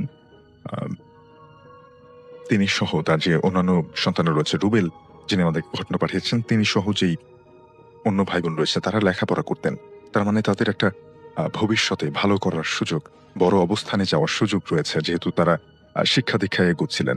এই হিংসা থেকেও তিনি ব্ল্যাক ম্যাজিক শেখার পরপরই তাদের উপরে, তার মায়ের উপরে ব্ল্যাক ম্যাজিকটা করে, মানে এক ঢিলে দুই পাখি মারার পরিকল্পনা। কবিরাজ এও বলছিলেন যে তাবিজের মেয়াদ প্রায় শেষের দিকে, 25 দিন বাকি ছিল। আমরা সবাই প্রচন্ড ভয় পেয়েছিলাম, বাসার সবার মন খারাপ হয়েছিল, সবাই মাকে নিয়ে প্রচন্ড রকমের চিন্তায় পড়েছে। সেই দিন কবিরাজ বলেছিল, আমি কিছু দোয়া চীনা মাটির একটা প্লেটে দেখিয়ে দিচ্ছি, 2 ঘন্টা পর পর পানি দিয়ে সেই দোয়াটা ধুয়ে সেটাকে খাবে। সে সময় দিনে 300 টাকা করে খরচ হতো। একটু ভালোর দিকে যাচ্ছিল মা, সমস্যাটা হলো অন্যদিকে। আমরা যেহেতু জানতাম না যে তাবিজটা কে করেছে, সেই সুযোগটা কাজে লাগিয়েছে যে তাবিজ করেছে। কবিরাজের দোয়া কাজ করে আবার করে না। তখন আবার মাকে সেই কবিরাজের কাছে নিয়ে যাওয়া হয়। কবিরাজ বলে, আমার দোয়া তো কাজ করার কথা। তবে উনি অন্য রুমে আসেন, জিন চালান করেন এবং বসে বলেন নতুন করে আবার তাবিজ করা হয়েছে। আমার নানিকে কবিরাজ জিজ্ঞেস করেন যে বাসার বাইরে থেকে কেউ আসে কিনা, আর আসলেও যেন আর না আসতে দেয়া হয়, সেই ব্যাপারটাও তিনি বলেন। কবিরাজ ব্যাপারটা বুঝেছিল যে কার কাজ এটা, কিন্তু আমাদের সব বলে দিলে আমরা যদি ঝামেলায় জড়াই গ্রামে একটা সমস্যা হতে পারে, তাই তিনি ব্যাপারটা গোপন রেখেছিলেন। যখন বাহিরের লোক আসতে দেয়া বন্ধ করা হলো, তখন মায়ের অবস্থা আস্তে আস্তে কিছুটা ভালোর দিকে। তবে যে তাবিজ করেছে সে তো হার মানতে নারাজ। তার মনের ভেতর জেদ, রাগ কাজ করছে। তাই রাতের বেলা সে জিন পাঠাতো আমার মাকে আজে বাজে স্বপ্ন আর কাজের আজে বাজে কাজ আর মানুষের মৃত্যুর স্বপ্ন দেখাতো। ঘুমাতে দিত না। কখনো জিন আহ, ঠেসে মাকে মারার চেষ্টা করত। যখন ঠেসে ধরতো তখন আমার মায়ের গোঙানোর আওয়াজ শুনে আমার নানা মামারা এসে সূরা পড়ে মায়ের গায়ে ফু দিলে আবার তিনি আস্তে আস্তে স্বাভাবিক হতেন। যে তাবিজ করেছে সে তার জেদ বজায় রাখতে নানা রকম ভাবে জিন দিয়ে ভয় ভীতি দেখায়। যেমন বিছানায় শোয়া অবস্থায় মার মাথার পাশে খসখস শব্দ করে, দেয়ালে এমন আওয়াজ করে যেন দেওয়ালটা ভেঙে ফেলবে, ঘরের ছাদে হঠাৎ জোর করে বসবে যেন ছাদটা ভেঙে ফেলবে। তবে আমরা কেউই এই আওয়াজ শুনতে পেতাম না, শুধুমাত্র আমার মা একা এই আওয়াজ শুনতে পারত। নতুন পরিকল্পনা করে যে তাবিজ করেছে সে লোকটা যেহেতু কালো জাদুর প্রভাব ধীরে ধীরে কাটতে শুরু করে। সেই ঘটনার কারণ এখন বলবো। আমার মা অসুস্থ হবার অবস্থায় আমাদের রান্না করে খাওয়াতেন। মাঝে মাঝে নানি খাবার দিতেন। মা যখন গোসলে যেতেন পানির ঠান্ডা থাকলেও তার কাছে মনে হতো যে গরম পানি ঢেলে দিচ্ছে কেউ তার গায়ে। রান্না করতে গেলে চুলার আগুন যত বেশি হয় মায়ের মাথা ব্যথা বেড়ে যায়, বুকে ধরফর করত, যার কারণে রান্না অর্ধেক বাকি রেখেই তিনি রুমে চলে যেতে বাধ্য হতেন। রুমের দরজার মধ্য দিয়ে যাতায়াতের সময় তার মাথা ঝিমুনি দিত। রুমের যে পাশে মা থাকতো সে পাশে কোনায় সবসময় কিছু একটা থাকতো। মা শুয়ে থাকলে তার মাথা ব্যথা আর জোরে ঠেসে ধরত, তবে সব সময় না। যখন তাবিজের কার্যকারিতা বেড়ে যেত তখন মাথা ব্যথা, বুক ধরফর করা, শরীর অবশ হওয়া এমন হতো। এসবের মূল কারণ আছে যা জানতে আরো আমি পুরোটা পড়তে হবে। কবিরাজ তার দোয়া প্লেটে লেখার পরিমাণটা বাড়িয়ে দিয়েছিলেন, অর্থাৎ যেই প্লেটটা তিনি বলেছিলেন যে কিছু চীনামাটির প্লেটের উপরে কিছু দোয়া তিনি লিখে দিতেন এবং সেই দোয়াগুলো ধুয়ে পানি খাওয়ার জন্য সেই প্লেটটাতে তিনি দোয়া লেখার পরিমাণটা বাড়িয়ে দিয়েছিলেন। কাজ হতো, আবার মাঝে মাঝে বাড়ত। কারণ কবিরাজ তাবিজ করা লোকটা তো আর বসে নেই, সে তার সকল সাধনাকে চেষ্টা করছে। যদি সে ব্যর্থ হয় তাহলে তার বা তার পরিবারের কারো না কারোর ক্ষতি হবে। সেজন্য সে তার সকল কালো জাদু মায়ের বিরুদ্ধে কাজে লাগানোর চেষ্টা করছে। তখনও আমরা কেউ জানি না এটা কার কাজ। তবে কথায় আছে, আল্লাহ চাইলে কেউ তার বান্দাকে মারতে পারবে না। সেরকম কিছু একটা হঠাৎ দেখা দিয়েছিল। আমার নানার মোট 6 ভাই ছিলেন। আমার নানা বড়, নানার দুই ভাইয়ের আবার 2 মেয়ে ও 4 ছেলে, মানে সম্পর্কে আমার মার আপন চাচা হয়। তার ছোট মেয়ে গ্রামের ব্র্যাক স্কুলে পড়তো। তখন বয়স 13 বছর, 5ম শ্রেণীতে পড়তো। টাকা খরচ হবে বলে স্ত্রীকে স্কুলে 5 বছর পর পর এক ব্যাচ ভর্তি করত, আবার এক ব্যাচ বের হলে 5 বছর নতুন এক ব্যাচ। আর এমনিতেই দেরি করে স্কুলে ভর্তি হয় ছোট ছেলেমেয়েরা। স্কুলে যেতে হলে গ্রামের শেষে কবরস্থান পার হয়ে পাশের গ্রামে যেতে হতো। একদিন সেই মেয়ে লাল জামা পরে মাথায় চুল ছেড়ে দিয়ে স্কুল থেকে বাড়ি ফিরছিল। খালা দেখতে ফর্সা এবং সুন্দর চেহারার। কবরস্থানের পাশে একটা বড় উঁচু গাছ ছিল, গাছটার নাম আমার জানা নেই। ভর দুপুরবেলা সেই গাছের পাশ দিয়ে একা একা বাড়িতে আসছিল। বাসায় এসে সবার সাথে খারাপ আচরণ করতে লাগলো, কেমন যেন রাগ রাগ ভাব। সবার সাথে উচ্চস্বরে কথা বলতে, নিজেই জগে করে পানির সাথে বাসার পেছনে থাকা গোবর মিশিয়ে পান করছিল।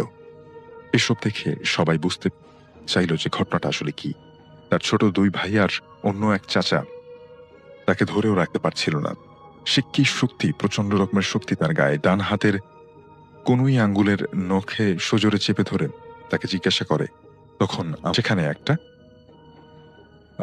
রান্নার সময় চুলার আগুন জ্বললে যদি নিজেই রান্না করে তাহলে মাথায় জ্বালাপোড়া করবে, এমন করে বাকি জায়গায় তাবিজ পুঁতে রাখা হয়েছিল। অর্থাৎ বিভিন্ন জায়গায় বিভিন্ন কারণে পুঁতে রাখা হয়েছিল। যেমন শোয়ার মাথার কাছে একটা, সেটাও মাথার একেবারে কাছাকাছি মাটির চুলায় রান্না করে, সেখানে একটা, গোসলখানায় একটা, এবং একটা বাড়ির উঠোনে। এরপরে খালার জিন ছেড়ে চলে গেল। খবরটা আমাদের বাসায় আসা মাত্র কোদাল দিয়ে মাটি খুঁড়ে 4টা তাবিজ আমরা খুঁজে পাই। একটা খুঁজে পাইনি, সেখান থেকে আমরা সপরিবারে ঢাকায় চলে আসি। 8 বছর পরে আমরা গ্রামে ঘুরতে যাই। তারপর মাঝে মাঝে মা গ্রামে বেড়াতে গেলে এখনো সেই লোক চেষ্টা করে নতুন করে তাবিজ করার। আমরা ঢাকায় এক হুজুরের দোয়া তাবিজে আল্লাহর রহমতে সুস্থ আছি। আরো ঘটনা আছে মাকে নিয়ে। কালো জাদু যে করেছে তা অন্য ঘটনার মাধ্যমে জানতে পারি। যে কালো জাদু করেছে তার এক ভাই বর্তমানে প্যারালাইজড। ক্ষতি হবেই অন্যের ক্ষতি করতে গেলে। আমার মার চাচা যে মাকে একদিন পর পর ঝাড়ফুঁক করত, সেই মূল শয়তান। সেই কালো জাদু করেছে, গ্রামের অনেক মানুষের ক্ষতি করেছে সে। একটা ঘটনাই বললাম, আরো বাকি আছে কয়েকটা কাহিনীর। পরে সময় পেলে আবারও জানাবো। গুছিয়ে লিখতে না পারার জন্য দুঃখিত। ঘটনাটি আমাদেরকে ইমেল করেছেন। আসসালামু আলাইকুম রাসেল ভাই। আশা করছি আপনি ভালো আছেন। তো রাসেল ভাই, এখন আমি আপনার সঙ্গে যেই ঘটনাটি শেয়ার করব, এই ঘটনাটা আমার একজন চাচার কাছ থেকে আমি শুনেছিলাম। আমার চাচা একজন প্রাইভেট মাইক্রো বাস চালক। তিনি সবসময় মানে রাত্রের ভাড়া, দিনের ভাড়া বিভিন্ন জায়গায়, মানে দেশের সব জায়গায় তিনি সবসময় যাতায়াত করেন। আমার চাচার নাম শামীম। তিনি একদিন মানে ঢাকার দিক থেকে আমাদের বাড়ি রংপুরে ফিরছিলেন। তার গাড়িতে ছিল মাত্র ৩ জন যাত্রী। একজন বয়স্ক লোক, একজন মহিলা আর একটা ছোট মেয়ে। অদ্ভুত ব্যাপার হলো ৩ জনেই পুরো রাস্তা জুড়ে একটা কথাও বলতেছিল না। কিন্তু আমার যে শামীম চাচা আছে, তিনি একটু বেশি কথা বলেন। তিনি সবসময় কথা বলা পছন্দ করেন এবং কথা বলতেই তিনি গাড়ি চালাটাকে স্বচ্ছন্দ পছন্দ করেন আরকি। তো কেউ যখন ভিতরে কথা বলে না, তখন তার অনেক বেশি খারাপ লাগে। তো যাই হোক, এই পুরো রাস্তায় যখন এই ৩ জন মানুষ কোনো কথা বলতেছিল না, কিন্তু শামীম চাচা অনেকবার করে চেষ্টা করেছে তারা যেন কোনো কথা বলে। মাঝে মাঝে বলতো, "আপনারা কোথায় যাবেন? কোথায় নামবেন? খাইছেন কিনা? গাড়ি থামাবো কিনা?" বিভিন্ন রকমের তিনি কিন্তু প্রশ্ন করেন। কিন্তু কোনো প্রশ্নেরও উত্তর এই ৩ জন যাত্রী দিচ্ছিল না। কিন্তু একটা সময় শামীম চাচা তার মিররে তাকিয়ে দেখল, ছোট মেয়েটা শুধু তার দিকে তাকিয়ে মিটমিট করে হাসতেছে। কিন্তু সেই হাসিটা স্বাভাবিক কোনো হাসি না। ঠোঁট হাসছে, কিন্তু চোখ হাসছে না। মানে হাসির মধ্যে তো সবগুলো মিলেই হাসি হয়। কিন্তু মেয়েটার ঠোঁট দুটোই শুধু হাসি ভাব হচ্ছে।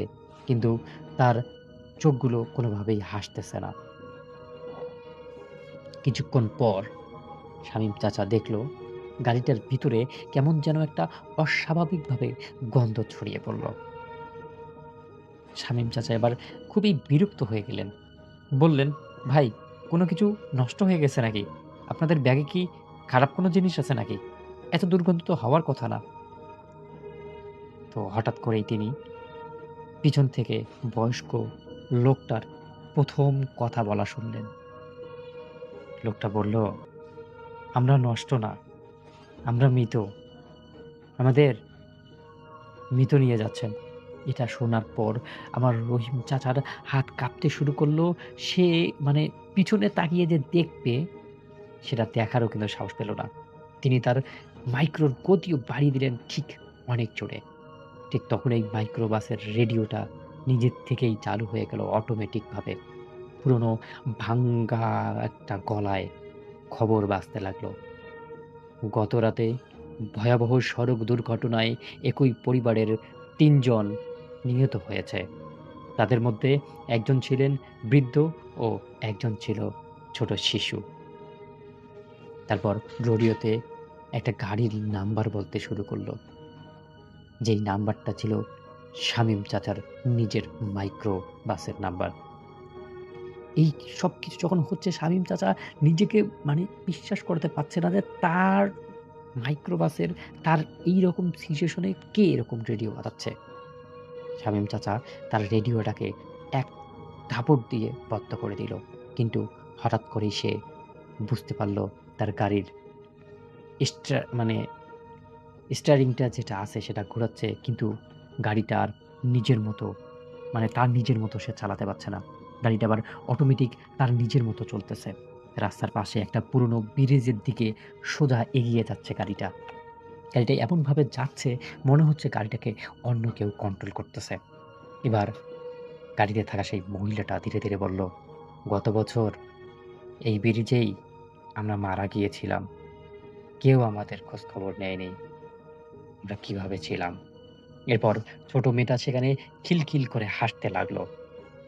আমার শামীম চাচা মানে পিছনে যে তাকাবে সেই তাকানোর সাহসটাও সে পেল না। কিন্তু তার শরীরের সমস্ত সাহস একত্রিত করে সে পিছনে তাকালো। আর যা দেখল ৩ জনের শরীর ভেজা, মুখ তেতলে যাওয়া, চোখ থেকে অঝরে রক্ত ঝরছে। এত বেশি রক্ত, এই রক্তগুলো দেখে কোনো কিছুই বুঝতে পারছে না শামীম চাচা। তার মাথার সেন্স নষ্ট হয়ে যাবে ঠিক সেই মুহূর্তে তিনি দেখলেন বয়স্ক লোকটার মাথা আধা ভাঙ্গা, কিন্তু সে এখনো তাকিয়ে আছে শামীম চাচার দিকে। তারপর ৩ জনে একসাথে বলল, "আজ তুমি আমাদের সাথে যাবে। আমরা যেখানে গিয়েছি, তুমিও সেখানে আসবে।" এটা শোনার পর পুরো মাইক্রোবাসের দরজাগুলো নিচ থেকেই লক হয়ে গেল। জানালাগুলো কালো হয়ে গেল। বাইরের কিছুই আর দেখা যাচ্ছে না। শামীম চাচা এবার তার প্রাণপণে ব্রেক চাপলো, কিন্তু ব্রেক কাজ করতেছে না। তার স্টার্টিংটাও একদমই কাজ করতেছে না। মনে হচ্ছে সবকিছুই যেন অটো হয়ে গেছে। এরপর মাইক্রোবাসটা অটোমেটিক একটা ব্রিজের সামনে এসে দাঁড়ালো। এমন একটা অবস্থায় শামীম চাচা কি করবে তার নিজেই মানে বিশ্বাস করতে পারতেছে না যে তার সঙ্গে এটা কি হচ্ছে। শেষ মুহূর্তে শামীম চাচা কোনোভাবেই তার জীবনের সব শক্তি দিয়ে দরজা খুলে একদম লাফ দিল। আর কিছুই তার মনে নেই। পরদিন সকালে কয়েকজন জেলে শামীম চাচাকে নদীর ধারে অজ্ঞান অবস্থায় পড়ে থাকতে দেখে। তারপর তাকে নিয়ে যাওয়া হয় একটা হসপিটালের মধ্যে। হসপিটালের যখন তিনি জ্ঞান ফিরে তখন উনি দেখতে পারেন যে এই সবকিছু কোন জায়গার এসব মানুষ। তার বাড়ি থেকে অনেক দূরে এটা হয়তো। তারপর সবাই তাকে বলল যে, "গত রাত্রে আপনি এরকম অবস্থায় ছিলেন। কি হয়েছে আপনার সঙ্গে বলুন?" তখন শামীম চাচা তার পুরো ঘটনাটা তাদের সবাইকে খুলে বলে। তখন সেখানকার লোকগুলো বলে, "আজ থেকে ৩ বছর আগে এই জায়গাতে আপনি যেরকম বর্ণনা দিয়েছেন, ঠিক সেইরকম একটা দুর্ঘটনা ঘটেছে। সেই দুর্ঘটনায় একজন বয়স্ক, একজন মহিলা এবং একজন মেয়ে শিশু মারা গিয়েছিল। তাদের লাশ এখনো খুঁজে পাওয়া যায়নি। তাদের পরিবাররা এখানে এসে অনেকবার খুঁজেছেন। পুলিশ খুঁজেছে, আনসার এবং বাংলাদেশের আইনশৃঙ্খলা বাহিনীও খুঁজেছে। কিন্তু কোনো খবর পাওয়া যায়নি সেই ৩ টি লাশের। শুধুমাত্র গাড়িটা আর ড্রাইভার বেঁচে যায় কোনোভাবে। আপনার হয়তো এরকম কোনো একটা কিছু হতে চাচ্ছিল। কিন্তু আল্লাহ আপনার সহায়ক হয়েছেন। আপনি এখন সুস্থ আছেন।" তারপর আমার চাচা বাড়ি চলে আসে। কিন্তু সবথেকে বড় বিষয় হচ্ছে তার যে মাইক্রোটা ছিল সেই মাইক্রোটার কোনো ক্ষতি হয়নি। পরবর্তী সময়ে আমার চাচা সেই মাইক্রোটাকে বিক্রি করে দেয়। কারণ তার মনে হয়েছিল যে আসলে এই পেশাটা তার কাছে আর কন্টিনিউ করা সম্ভব না। তো রাসেল ভাই, এটাই ছিল ঘটনা। যদি ভালো লাগে শেয়ার করবেন। তো ইমরানের চাচা তিনি গ্রামে থাকতেন। তার গ্রামের নাম উল্লেখ করেনি, সেজন্য বলছি না। এবং তিনি বেশ একজন মানে উৎফুল্ল মানুষ ছিলেন। গান বাজনা এগুলো শুনতেন খুব বেশি। তো যাই হোক, তো গ্রামে আপনারা জানেন অনেকেই যে গ্রামে প্রায় রাতের বেলা গানের অনুষ্ঠান হয়। তো সেটা দেখা যাচ্ছে যে একটু শীত শীত আবহাওয়া যখন পড়ে, আবার অনেক সময় দেখা যায় অনেক গরমের সময় যখন নাকি মানে বেশ বা পরিবেশটা খুব সুন্দর থাকে, মানে আবহাওয়াটা খুব সুন্দর থাকে, এই সময় বিভিন্ন গানের অনুষ্ঠান হয় বিভিন্ন জায়গায়।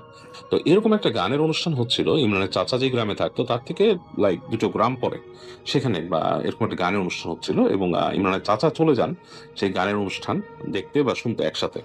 তো যাই হোক, তিনি যান বেশ দূরে। তাদের মন নিজের গ্রাম থেকে বেশ খানিকটা দূরে। এবং সেই অনুষ্ঠান তো রাতে হয় এবং তিনি চলে যান সেটা দেখতে। এবং বেশ গভীর রাত পর্যন্ত সেখানে থাকেন এবং গান শোনেন। এবং যখন উনি ফিরে আসবেন তখন অলরেডি অনেক রাত হয়ে গেছে। তো সেই রাতে তিনি ফিরে আসছেন এবং তিনি চেষ্টা করছেন কাউকে খুঁজতে। হেঁটে আসছেন আর চেষ্টা করছেন কাউকে খুঁজে পেতে। তো গভীর রাত রাস্তা ধরে হাঁটছেন। এর মধ্যে তিনি দুজনকে পান। দুজন তার গ্রামেরই কাছাকাছির মানুষ। তাদেরকে তিনি বলেন যে, "ও আচ্ছা, তো তোমাদেরকে পেলাম তো ভালো হলো। চলো আমরা একসাথে যাই।" তো ৩ জন মিলে ফিরে আসছেন রাস্তা দিয়ে এবং অনেক রাত এবং রাতে চাঁদ উঠেছে আকাশে। হালকা চাঁদের আলোয় পথ দেখা যাচ্ছে এবং আর কিছু নাই। এবং দূরে একটু পরপর ধরেন ঝোপঝাড় দেখা যাচ্ছে, যে গ্রামের রাস্তা দিয়ে গেলেই একটু পরেই দেখা যাচ্ছে বাঁশঝাড়। কিছু দূর গেলে আবার দেখা যাচ্ছে যে এরকম বিভিন্ন রহস্যময় একটা রাস্তা। তো এরকম আস্তে একটা জায়গায় উনি এসে দেখেন যে উনাকে সোজা যেয়ে ডানে যেতে হবে। আর এর অল্টারনেটিভ একটা ওয়ে হচ্ছে একটা বড় ফসলের ক্ষেত, মাঠ। তো সে মাঠটার মধ্যে চাঁদের আলো পড়ে পুরো মাঠটাকে মনে হচ্ছে যে চাঁদের আলোতে মানে মানে ফর্সা দেখা যাচ্ছে মাঠটা। মানে ফসলের ক্ষেতটা, মানে ফসল কেটে নেওয়ার পর যে মাঠটা থাকে সেটা। তো চাঁদের আলোতে বেশ উজ্জ্বল দেখা যাচ্ছে। তো দেখা যাচ্ছে উনি একটা অ্যাসেসমেন্ট করলেন, ইমরানের চাচা, যে আমি যদি মাঠটা ধরে যাই কোনাকুনি, তাহলে আমি কিন্তু ওই যে সামনে যে এতদূর হেঁটে যাওয়া এল শেপের যে রাস্তাটা, এতদূর আমাকে আর যেতে হবে না। আমি অনেকটাই শর্টকাট করতে পারবো। তো তিনি তার সাথের ২ জন মানুষকে বলেন যে, "আসো আমরা মাঠের কোনাকুনি চলে যাই।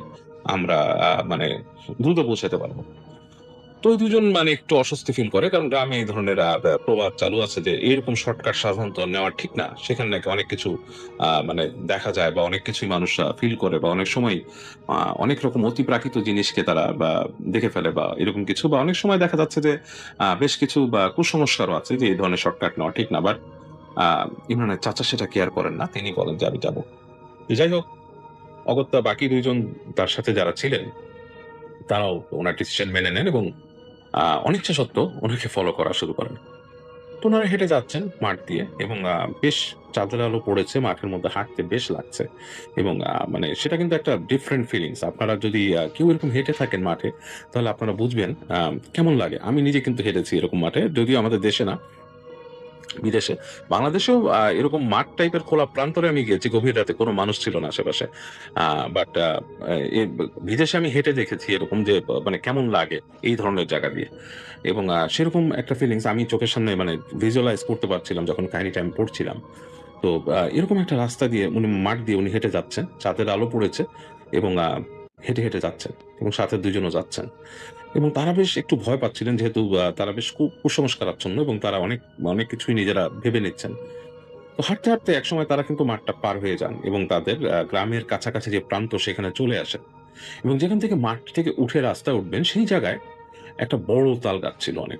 এবং সেই তালগাছের কাছাকাছি যখন আসেন তারা, তখন ইমরানের চাচা শুনতে পান যে ধপ করে একটা শব্দ হলো। শব্দটা হচ্ছে তালগাছের কাছে। তো ওই পাশের ২ জন খুব ভয় পেয়ে যান। তারা নিজেরা করেন এবং ইমরান চাচাকে যেতে ধরে ফেলেন। বলে যে, "আপনি যেন না ওদিকে।"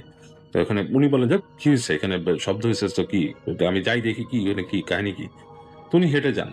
উনি হেঁটে যেয়ে সামনে দেখেন যে গাছের নিচে একটা তাল পড়ে আছে। তো উনি সোজা যেয়ে তালটাকে তুলে ধরেন এবং সাথে বাকি যে ২ জন দাঁড়ানো ছিল তারা অনেক কথা বলা শুরু করেন তাকে।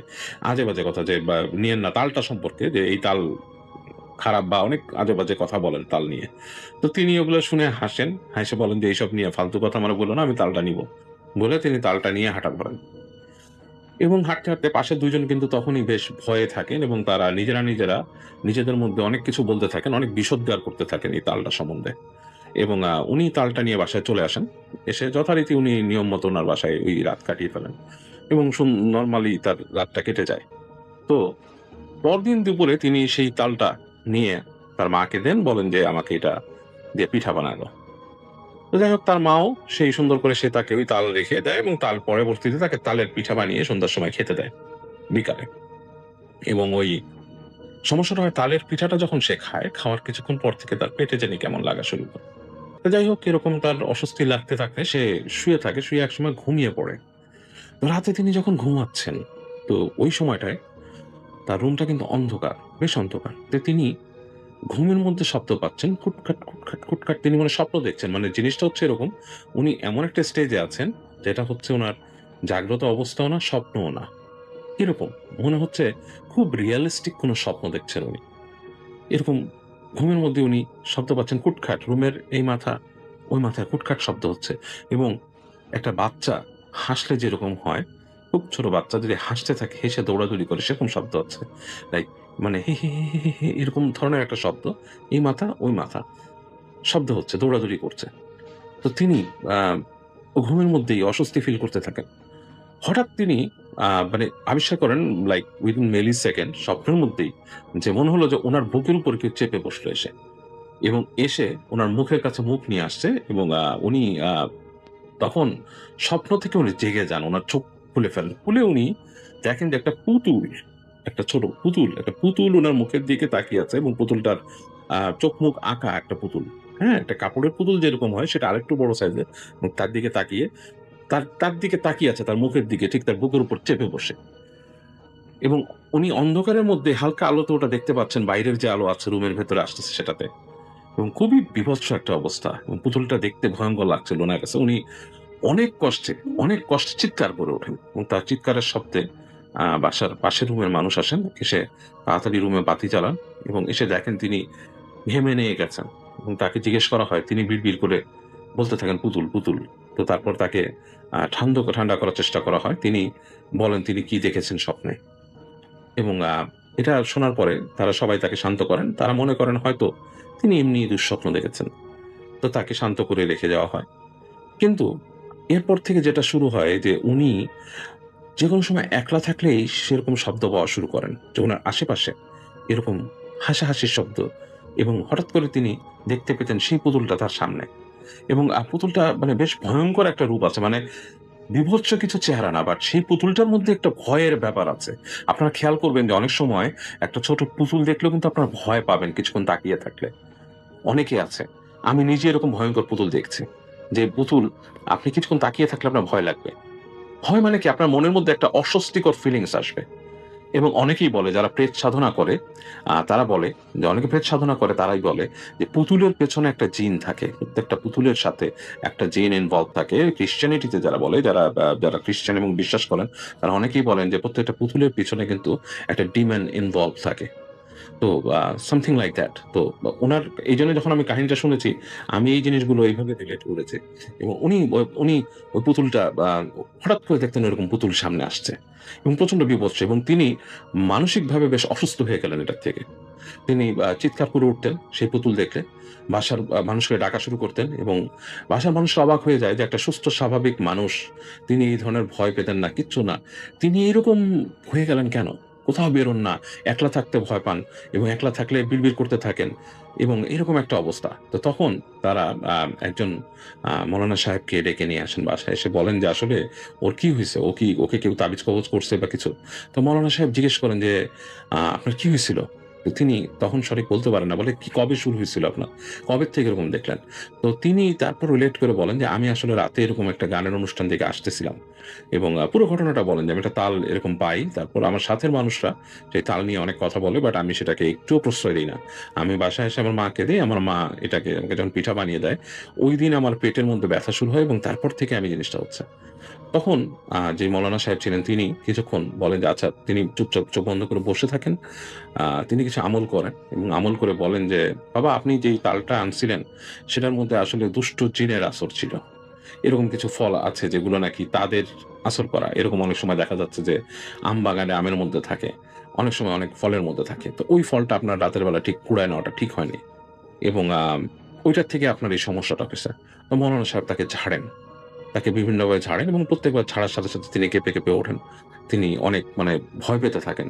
তো মৌলানা সাহেব তাকে ঝাড়েন এবং পানি পড়া দেন, ফু দিয়ে বলে যে পানি পড়াটা খাবেন সময় সময়, এবং তাকে বিভিন্ন রকমের দোয়া করে দেন, এবং তাকেও বলেন যে আপনাকে দোয়ার উপর থাকতে হবে, এই জিনিসটা ইনশাল্লাহ আপনাকে ছেড়ে চলে যাবে, আপনি এটা আর সাফার করবেন না, আস্তে ধীরে আপনি ঠিক হয়ে যাবেন ইনশাল্লাহ। এবং তাকেও বলে যে আপনি দোয়া করতে হবে, আর এই ধরনের কখনোই রাস্তা দিয়ে রাতের বেলা কোনো ফল পেলে বা কিছু এইভাবে করে কুড়ায় নেবেন না, এটা অসময় পাওয়া কোনো একটা জিনিস, এবং ঠিক না। তো এইভাবে ওনাকে বলে দেয়, এবং উনি সেই মৌলানা সাহেবের হুকুম গুলো মেনে চলেন, আস্তে আস্তে তার এই সমস্যাটা, এই পুতুল দেখার ব্যাপারটা আস্তে আস্তে তার জীবন থেকে চলে যায়।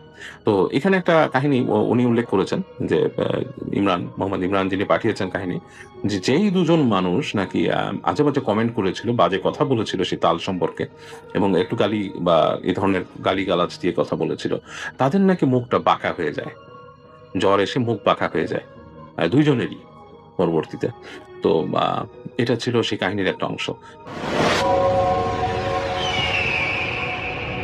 আমার নাম দুর্জয় কুমার রায়।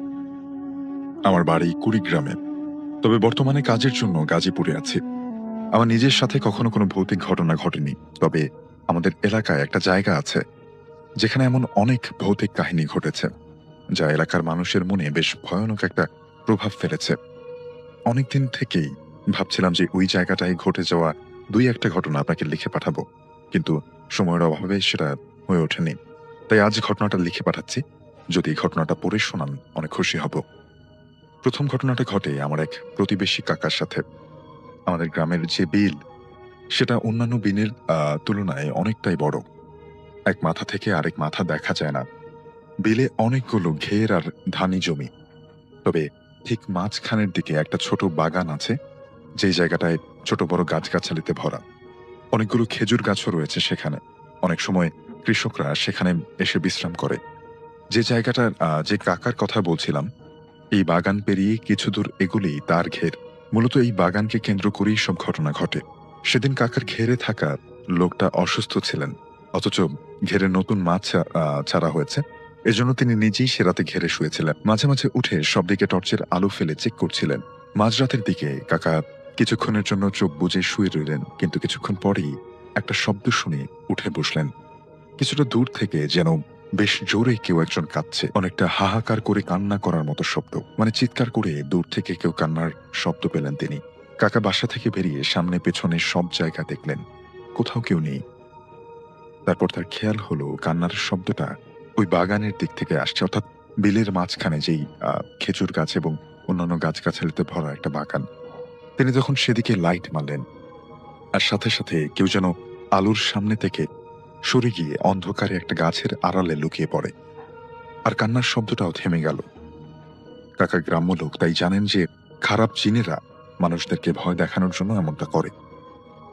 তিনি লাইট বন্ধ করে বাসায় মধ্যে এসে বসলেন। বেশ কিছুক্ষণ পরে কাকা আরেকটা শব্দ শুনতে পেলেন। তিনি শুনলেন কেউ যেন বেশ জোরে জোরে এই দিকে হেঁটে আসছে। শব্দটা তার ঘরের এক কোনায় এসে থেমে গেল। তারপর কিছুক্ষণ একেবারে পিনপতন নীরবতা। কাকা ভাবলেন একবার বাইরে গিয়ে দেখে আসবেন। এত রাতে ঘেরের মধ্যে, বিলের মধ্যে হেঁটে হেঁটে কারো আসার শব্দ তার বাসার পাশে এসে থেমে গেল। তাই তিনি বাসা থেকে বেরোলেন। সে রাতে আকাশে বেশ বড় একটা চাঁদ ছিল। চাঁদের আলোতে কাকা দেখলেন অনেক দূর অব্দি কোথাও কোনো প্রাণী নেই। কাকা একটা স্বস্তি নিঃশ্বাস ফেলে সেখানে বেশ কিছুক্ষণ দাঁড়িয়ে রইলেন, আর তারপর বাসায় ঢুকে হারিকেনের আলো নিভিয়ে শুয়ে পড়লেন। কিন্তু তার ঘুম এলো না। বাসার ভেতরে কেমন যেন একটা গোমট আর ভ্যাপসা গরমের মতো লাগছিল। হঠাৎ কাকার কাছে মনে হলো বাসায় তিনি একা নন, আর ঠিক পেছনেই কেউ একজন আছে।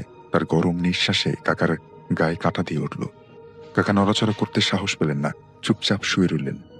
কিন্তু একটু পরেই কাকার শরীরটা প্রচন্ড ভারী হয়ে গেল। তখনও তিনি তার পেছনে থাকা অন্য কারো উপস্থিতি স্পষ্ট টের পাচ্ছেন। কাকা অনেক ভীত হয়ে পড়লেন, তার দম আটকে আসছে। হঠাৎ কাকার মনে হলো কেউ একজন যেন তার গলা চেপে ধরল। ঘাড় ফেরাতেই তিনি দেখলেন ভয়ানক দেখতে একটা অদ্ভুত কুচকুচে কালো লোক তার মুখের উপরে ক্রুদ্ধ দৃষ্টি নিয়ে তাকিয়ে আছে। তার চোখ দুটোতে যেন গনগনে আগুন জ্বলছে। এটা দেখার পরে কাকা গায়ের সব জোর দিয়ে একটা ঝটকা মেরে উঠে বাসা থেকে বেরিয়ে দৌড়তে শুরু করলেন। পেছন থেকে তখন ভয়ানক হাসির শব্দ আসছিল। কাকা পেছনে না তাকিয়ে ঘেরের পাড় ধরে দৌড়তে থাকলেন। কিছু দূর যেতেই দেখলেন ঘেরের পাড়ে একজন লোক একা একা বসে আছে। কাকার মনে কিছুটা বল পেলেন যে একজন লোক তো সামনে পেলাম। তিনি তার কাছে গেলে পেছন থেকে ডাক দিলেন, কিন্তু কোনো সাড়া পেলেন না। কাকা তখন লোকটার গায়ে হাত দিয়ে ডাক দেন, আর তখন সেই লোকটা কাকার দিকে মুখ ঘুরে তাকায়। চাঁদের স্পষ্ট আলোতে কাকা দেখলেন একটু আগে তার ঘেরের বাসায় দেখা ভয়ানক সেই লোকটাই। কাকা একটা চিৎকার দিয়ে সেখান থেকে দৌড়ে পালান। কাকা যখন সেই বাগানের ভেতর দিয়ে যাচ্ছিলেন, তখন তিনি শুনতে পান কেউ যেন তার নাম ধরে ডাকছে। কাকা একবার থমকে দাঁড়ালেন। ডাক্তার আসছিল তার পেছন দিকের থেকে। নিস্তব্ধ রাতে কাকা কি করবেন বুঝতে পারলেন না। আর হঠাৎই আবার তার নাম ধরে কেউ একজন বেশ নরম কণ্ঠে ডাক দিল। কাকা পেছনে একটু এগোতেই মনে হলো যেন কণ্ঠস্বরটা আরো দূর থেকে আসছে। কাকা তখন রিস্ক নিয়ে পেছনে না গিয়ে তার বাড়ির দিকে চলে আসেন। বাড়ি আসার পরে তার প্রচন্ড রকমের জ্বর হয়। জ্বরের ঘোরে শুধু একটাই প্রলাপ বকতে থাকেন তিনি, আমাকে ওরা ডাকছে, আমাকে ওরা ডাকছে। তবে কয়েকদিন পরে তিনি সুস্থ হয়ে ওঠেন। পরের ঘটনাটা মাত্র 2 বছর আগের। ঘটনাটা ঘটে আমাদের কলেজের একজন বড় ভাইয়ের সাথে। ছুটির সময় একদিন রাতে তারা গিয়েছিলেন বিকেলে ওই জায়গায় পিকনিক করতে। নিজেরা রান্নাবান্না করে গান বাজনা করছিলেন। বেশ অনেকক্ষণ পরে যখন তারা খাওয়া দাওয়া শেষ করেছেন, খাওয়া দাওয়া করতে শুরু করেছেন, ঠিক তখন আচমকা তাদের উপরে বড় বড় ঢিল পড়তে থাকে। তখন তাদের মধ্যে একজন জোরে জোরে গালিগালাজ করতে শুরু করে। তারপর হঠাৎই ঢিল পড়া বন্ধ হয়ে যায়। সবাই খাওয়া দাওয়া শেষ করে হাঁড়ি পাতিল গোছাচ্ছিল। আর যে ছেলেটা বকাঝকা করেছিল সে প্রকৃতিটাকে সাড়া দেবার জন্য একটা ঝোপের পাশে গেল। একটু পরে সবাই একটা শব্দ শুনে ওদিকে লাইট মারতে থাকে। তখন সবাই খেয়াল করে যে সেই ছেলেটা নেই। সবাই তখন ওর নাম ধরে ডাকাডাকি করতে শুরু করে। একটু সামনে এগোতেই তারা খুব আস্তে আস্তে একটা গোঙানির শব্দ শুনতে পায়। লাইট মেরে দেখে সেই ছেলেটা একটা খেজুর গাছের মাথায় অজ্ঞান হয়ে পড়ে আছে। তার সারা গায়ে খেজুরের কাঁটা ফুটে রয়েছে আর প্রচুর রক্তও ঝরছে। অনেক কষ্টে সেখান থেকে তাকে নামানো হলো এবং প্রায় মাসখানেক পরে সেই বড় ভাই সুস্থ হন। আমি হাবিব বলছি রাজশাহী থেকে। আজকে যে ঘটনাটা শেয়ার করব সেটা আজ থেকে 20 বছরেরও বেশি সময় আগে ঘটে যাওয়া আমারই সাথে দেশের বাহিরে। সঠিক সালটা আমার মনে নেই, সনটি মনে নেই, তবে 98 কি 2000 সালের দিকের কথা। ঘটনা বলছি দেশের বাইরে, অস্ট্রেলিয়ার পার্থের কোনো একটি অংশের। দেশের বাইরে হওয়ায় জায়গাটির নাম বা যে হোটেলটির নাম বলছি সেটা বলাই যেতে পারে। হোটেলটির নাম হচ্ছে দি হাইডস পার্ক হোটেল। এটা অনেকটা এল শেপের একটা হোটেল এবং এর মধ্যে 3টা অংশ রয়েছে। এটা একতলা একটা স্ট্রাকচার, বেশ পুরনো 200-250 বছর পুরনো বিল্ডিংটা। এর 3টা অংশ রয়েছে। প্রথম অংশ একটা বেশ বড় রেস্টুরেন্টটা পার হয়ে তারপরে ছোট্ট একটি অংশ, সেটা হচ্ছে ট্যাব। আপনারা অনেকেই জানেন ট্যাব জিনিসটা কি, স্পোর্টস বেটিং এর জায়গা। তারপরে হচ্ছে একটা শেষ অংশের একটা পাব, এবং পাবের একদম লাস্ট অংশ হচ্ছে পাবের যে ওয়াশরুমটা আছে। তো স্টুডেন্ট লাইফে সেই সময় আপনারা অনেকেই জানেন যে দেশের বাইরে সবাই বিভিন্ন রকম অড জব করে।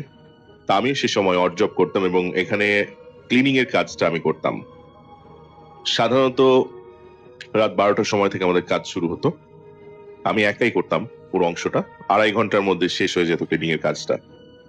তো উইকেন্ডে অর্থাৎ ফ্রাইডে নাইট এবং স্যাটারডে নাইটে সাধারণত লেট নাইট পর্যন্ত খোলা থাকে। এই কারণে রাত 2টো থেকে কাজ শুরু হতো। একটা কথা বলে রাখা ভালো, যখন আমি কাজটা নেই তখন ওখানে যারা ওনার আছে তারা বলে দিয়েছিল যে এখানে মাঝে মধ্যে কিছু ভিজিটর রাতের বেলা তোমার সাথে দেখা হতে পারে, সামনে পড়ে যেতে পারে। You might meet them, you might get some sound, some sort of noise, or you might get some vibe that there's someone. So just ask for their permission or ask them to leave. They'll just go away. তো কথাটা খুবই স্বাভাবিক, এরকম যে কিছু visitor এখানে থাকতে পারে, রাতের বেলা থাকতেই পারে, অনেক রাতে কেউ থেকে যেতে পারে বা তাদের মধ্যেই কেউ। কথার মিনিংটা আমি বুঝেছিলাম এরকম। প্রথম একটা ঘটনা বলি। ওখানে নিয়মটা ছিল প্রথমে ফ্রাইডে আর স্যাটারডে নাইট বেশ ময়লা হতো, বিকজ অনেকে হচ্ছে ওখানে পার্টি করতো। পার্টি করলে বিভিন্ন রকম আপনার বেলুন থেকে শুরু করে বার্থডে এরকম কোনো পার্টি থাকলে বিভিন্ন রকম জিনিসপাতি পড়ে থাকতো, এগুলো পরিষ্কার করতে হতো। এবং পরিষ্কার করার পরে রেস্টুরেন্ট পার্টটার কথা বলছে, টেবিলের উপরে চেয়ারগুলোকে উল্টো করে রাখা হতো। এরকম এক রাতের কথা, ফ্রাইডে নাইট, সেটা রাত 2টো থেকে কাজ শুরু করেছে এবং প্রচন্ড ময়লা সেদিন। টেবিলের উপর চেয়ারগুলো উল্টো করে রেখে পুরো ফ্লোরে যত রকম ময়লা আছে, বিভিন্ন ব্ল্যাক যে কালো রঙের বিন ব্যাগ গুলো আছে সেগুলোতে ভরে এই পার্টটা আমি শেষ করে তারপর সেকেন্ড পার্ট যে ট্যাবের অংশটা সেটা ক্লিন করে আমি যখনই পাবের অংশটাতে ঢুকছি তখনই পেছন থেকে আমি একটা আওয়াজ পাই যেন কিছু পড়ে গেল, বেশ ভারী কিছু জিনিস পড়ে গেল। আমি আবার তাড়াতাড়ি পেছন দিকে আসি, ওই অংশটাতে আসি। এসে আমি দেখে মানে পুরো বোকা বনে যাই। এই কারণে যে গত 1.5 ঘন্টা ধরে আমি পুরো রেস্টুরেন্টটা যে ক্লিন করেছি সেটা মানে আমার চোখে বিশ্বাস হচ্ছিল না যে আমি ক্লিন করেছি। ইনফ্যাক্ট ওখানে আমি প্রথমে ঢুকার সময় যেরকম ময়লা ছিল, যেরকম চেয়ার গুলা যে অবস্থায় নর্মালি নিচে নামানো ছিল, সব ঠিক আগের মতো অবস্থায় পড়ে আছে। অর্থাৎ ইনফ্যাক্ট আমি গত 1.5 ঘন্টা ধরে কিছু পরিষ্কার করিনি। তো এটা দেখে আসলে আমার মাথায় আকাশ ভেঙে পড়ার মতো অবস্থা। বিকজ প্রথম কথা হচ্ছে আমি নিজের চোখকে নিজে বিশ্বাস করতে পারছি না যে আমি তো ক্লিন করলাম, ক্লিন করে বিন ব্যাগ গুলাতে ময়লাগুলো ভরে রেখে গেলাম, এটা কিভাবে সম্ভব? একটা আওয়াজ হয়ে এটা পুরোটা আগের মতো হয়ে যাওয়া কিভাবে সম্ভব? যাই হোক, ওই মুহূর্তে আসলে আর কিছু বলার নাই, কিছু করার নেই। বিকজ সকাল হয়ে আসছে, তখন প্রায় 4:30 5টা বাজে ভোর, আমাকে কাজ শেষ করতে হবে।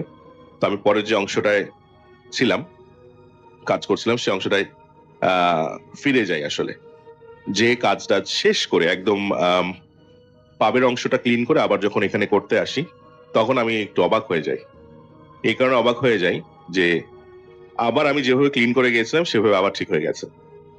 ব্যাগগুলো আবার ওরকম জায়গায় আছে, ব্যাগ ভর্তি ময়লা, যেভাবে যা শুরুর দিকে যেভাবে পরিষ্কার করেছিলাম ঠিক সেভাবে আছে। তো এইটা দেখে আমি একটু ভয় পাইনি, আমি বোকা হয়ে যাই যে এটা কিভাবে সম্ভব। বিকজ আমার কোন রকম মাদক বা নেশা এ ধরনের কোনো অভ্যাস নেই, বা অ্যালকোহলের প্রতি আমার কোনো আগ্রহ নেই। সো সুস্থ মস্তিষ্কে কিভাবে আমি জিনিসটা দেখলাম? কিছুক্ষণ আগে আমি যে জিনিসটা পরিষ্কার করে আবার দেখেছি যে একেবারে সব ময়লা, এবং ওটা ভুল হওয়ার কোনো সুযোগ নেই। কারণ এখানে ছোট্ট একটা বিষয়, বিভিন্ন সময় আপনারা জানেন যে যারা দেশের বাইরে ক্লিনিং করে, মাটিতে অনেক কিছু পড়ে থাকে, তার মধ্যে লুজ কয়েন, লুজ চেঞ্জ, অর্থাৎ 10 সেন্টস, 20 সেন্টস, $1 $5 কয়েন যেটা পড়ে থাকে সেটা হচ্ছে আমরা কালেক্ট করে পকেটে রাখি। যখন আমি ওখানে যে দেখেছিলাম যে একেবারে ময়লা হয়ে রয়েছে, সেকেন্ড টাইম যখন যে দেখেছিলাম, আমার তখন মানে যেহেতু আমার সেন্স কাজ করছিল, আমি কিন্তু পকেটে হাত দিয়ে চেক করেছি। প্রায় $15 কি $16 মতো কয়েন আমার পকেটে ছিল, যেটা মাটি থেকে উঠানো। সো ওখানে ভুল হওয়ার কোনো সুযোগ নেই যে আমি জায়গাটা পরিষ্কার করিনি। বিকজ পরিষ্কার যদি না করে থাকি তাহলে কয়েনগুলো আমার পকেটে কিভাবে আসলো?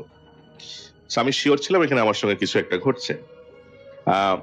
এনিওয়েজ, শেষ পর্যন্ত কয়েনগুলো আমার পকেটেই ছিল। সো বুঝলাম এখানে কিছু একটা আধ্যাত্মিক বা সুপার ন্যাচারাল রয়েছে। এভাবে দিন পার হলো। এর পরবর্তীতেও অনেক রকম, অনেক উদ্ভট কিছু ওখানে ফেস করেছি। ছোট্ট একটা কথা বলে রাখি, এখানে আমাকে বেশ কয়েকবার আমার হাতে আঁচড় পড়েছে। ইনফ্যাক্ট দাগ আমার এখনো আছে, 3 আঙ্গুলের আঁচড়, যেটা খুব ডিপ কাট আর কি। এই ঘটনাগুলো হয়তো বা পরে এক সময় বলবো। তবে একটা ঘটনা না বললেই নয় এখানে, সেটা হচ্ছে এরকমই কোন এক ফ্রাইডে বা স্যাটারডে নাইটের কথা। অনেক রাতে কাজ শুরু হয়েছে, কাজ করছি। মজার বিষয়, কিন্তু এই পুরো কাজটা আমি একাই করতাম, এখানে আমার সাথে কেউ থাকতো না। ক্লিন করে করে একদম লাস্টে যখন পাবের ওয়াশরুমের কাছে চলে এসেছি, ওই সময় ওয়াশরুমের দরজাটা আমি খুলতে যাব, আমি দেখছি দরজাটা বন্ধ।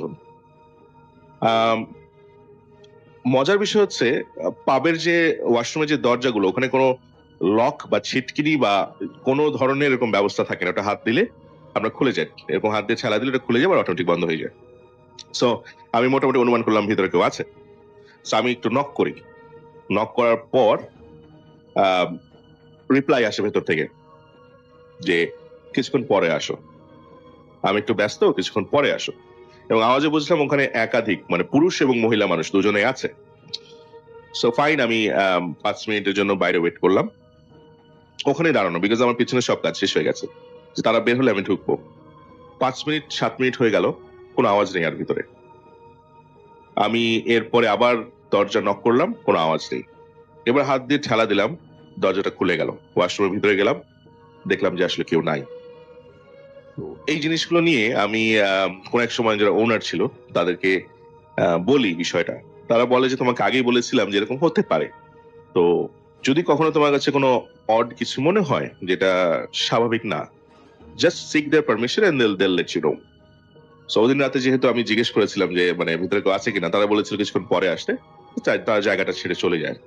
এবং আপনারা জানেন যে দেশের বাইরে যে ওয়াশরুম গুলো আছে ওখান থেকে দরজা ছাড়া আসলে বের হওয়ার কোনো উপায় নেই।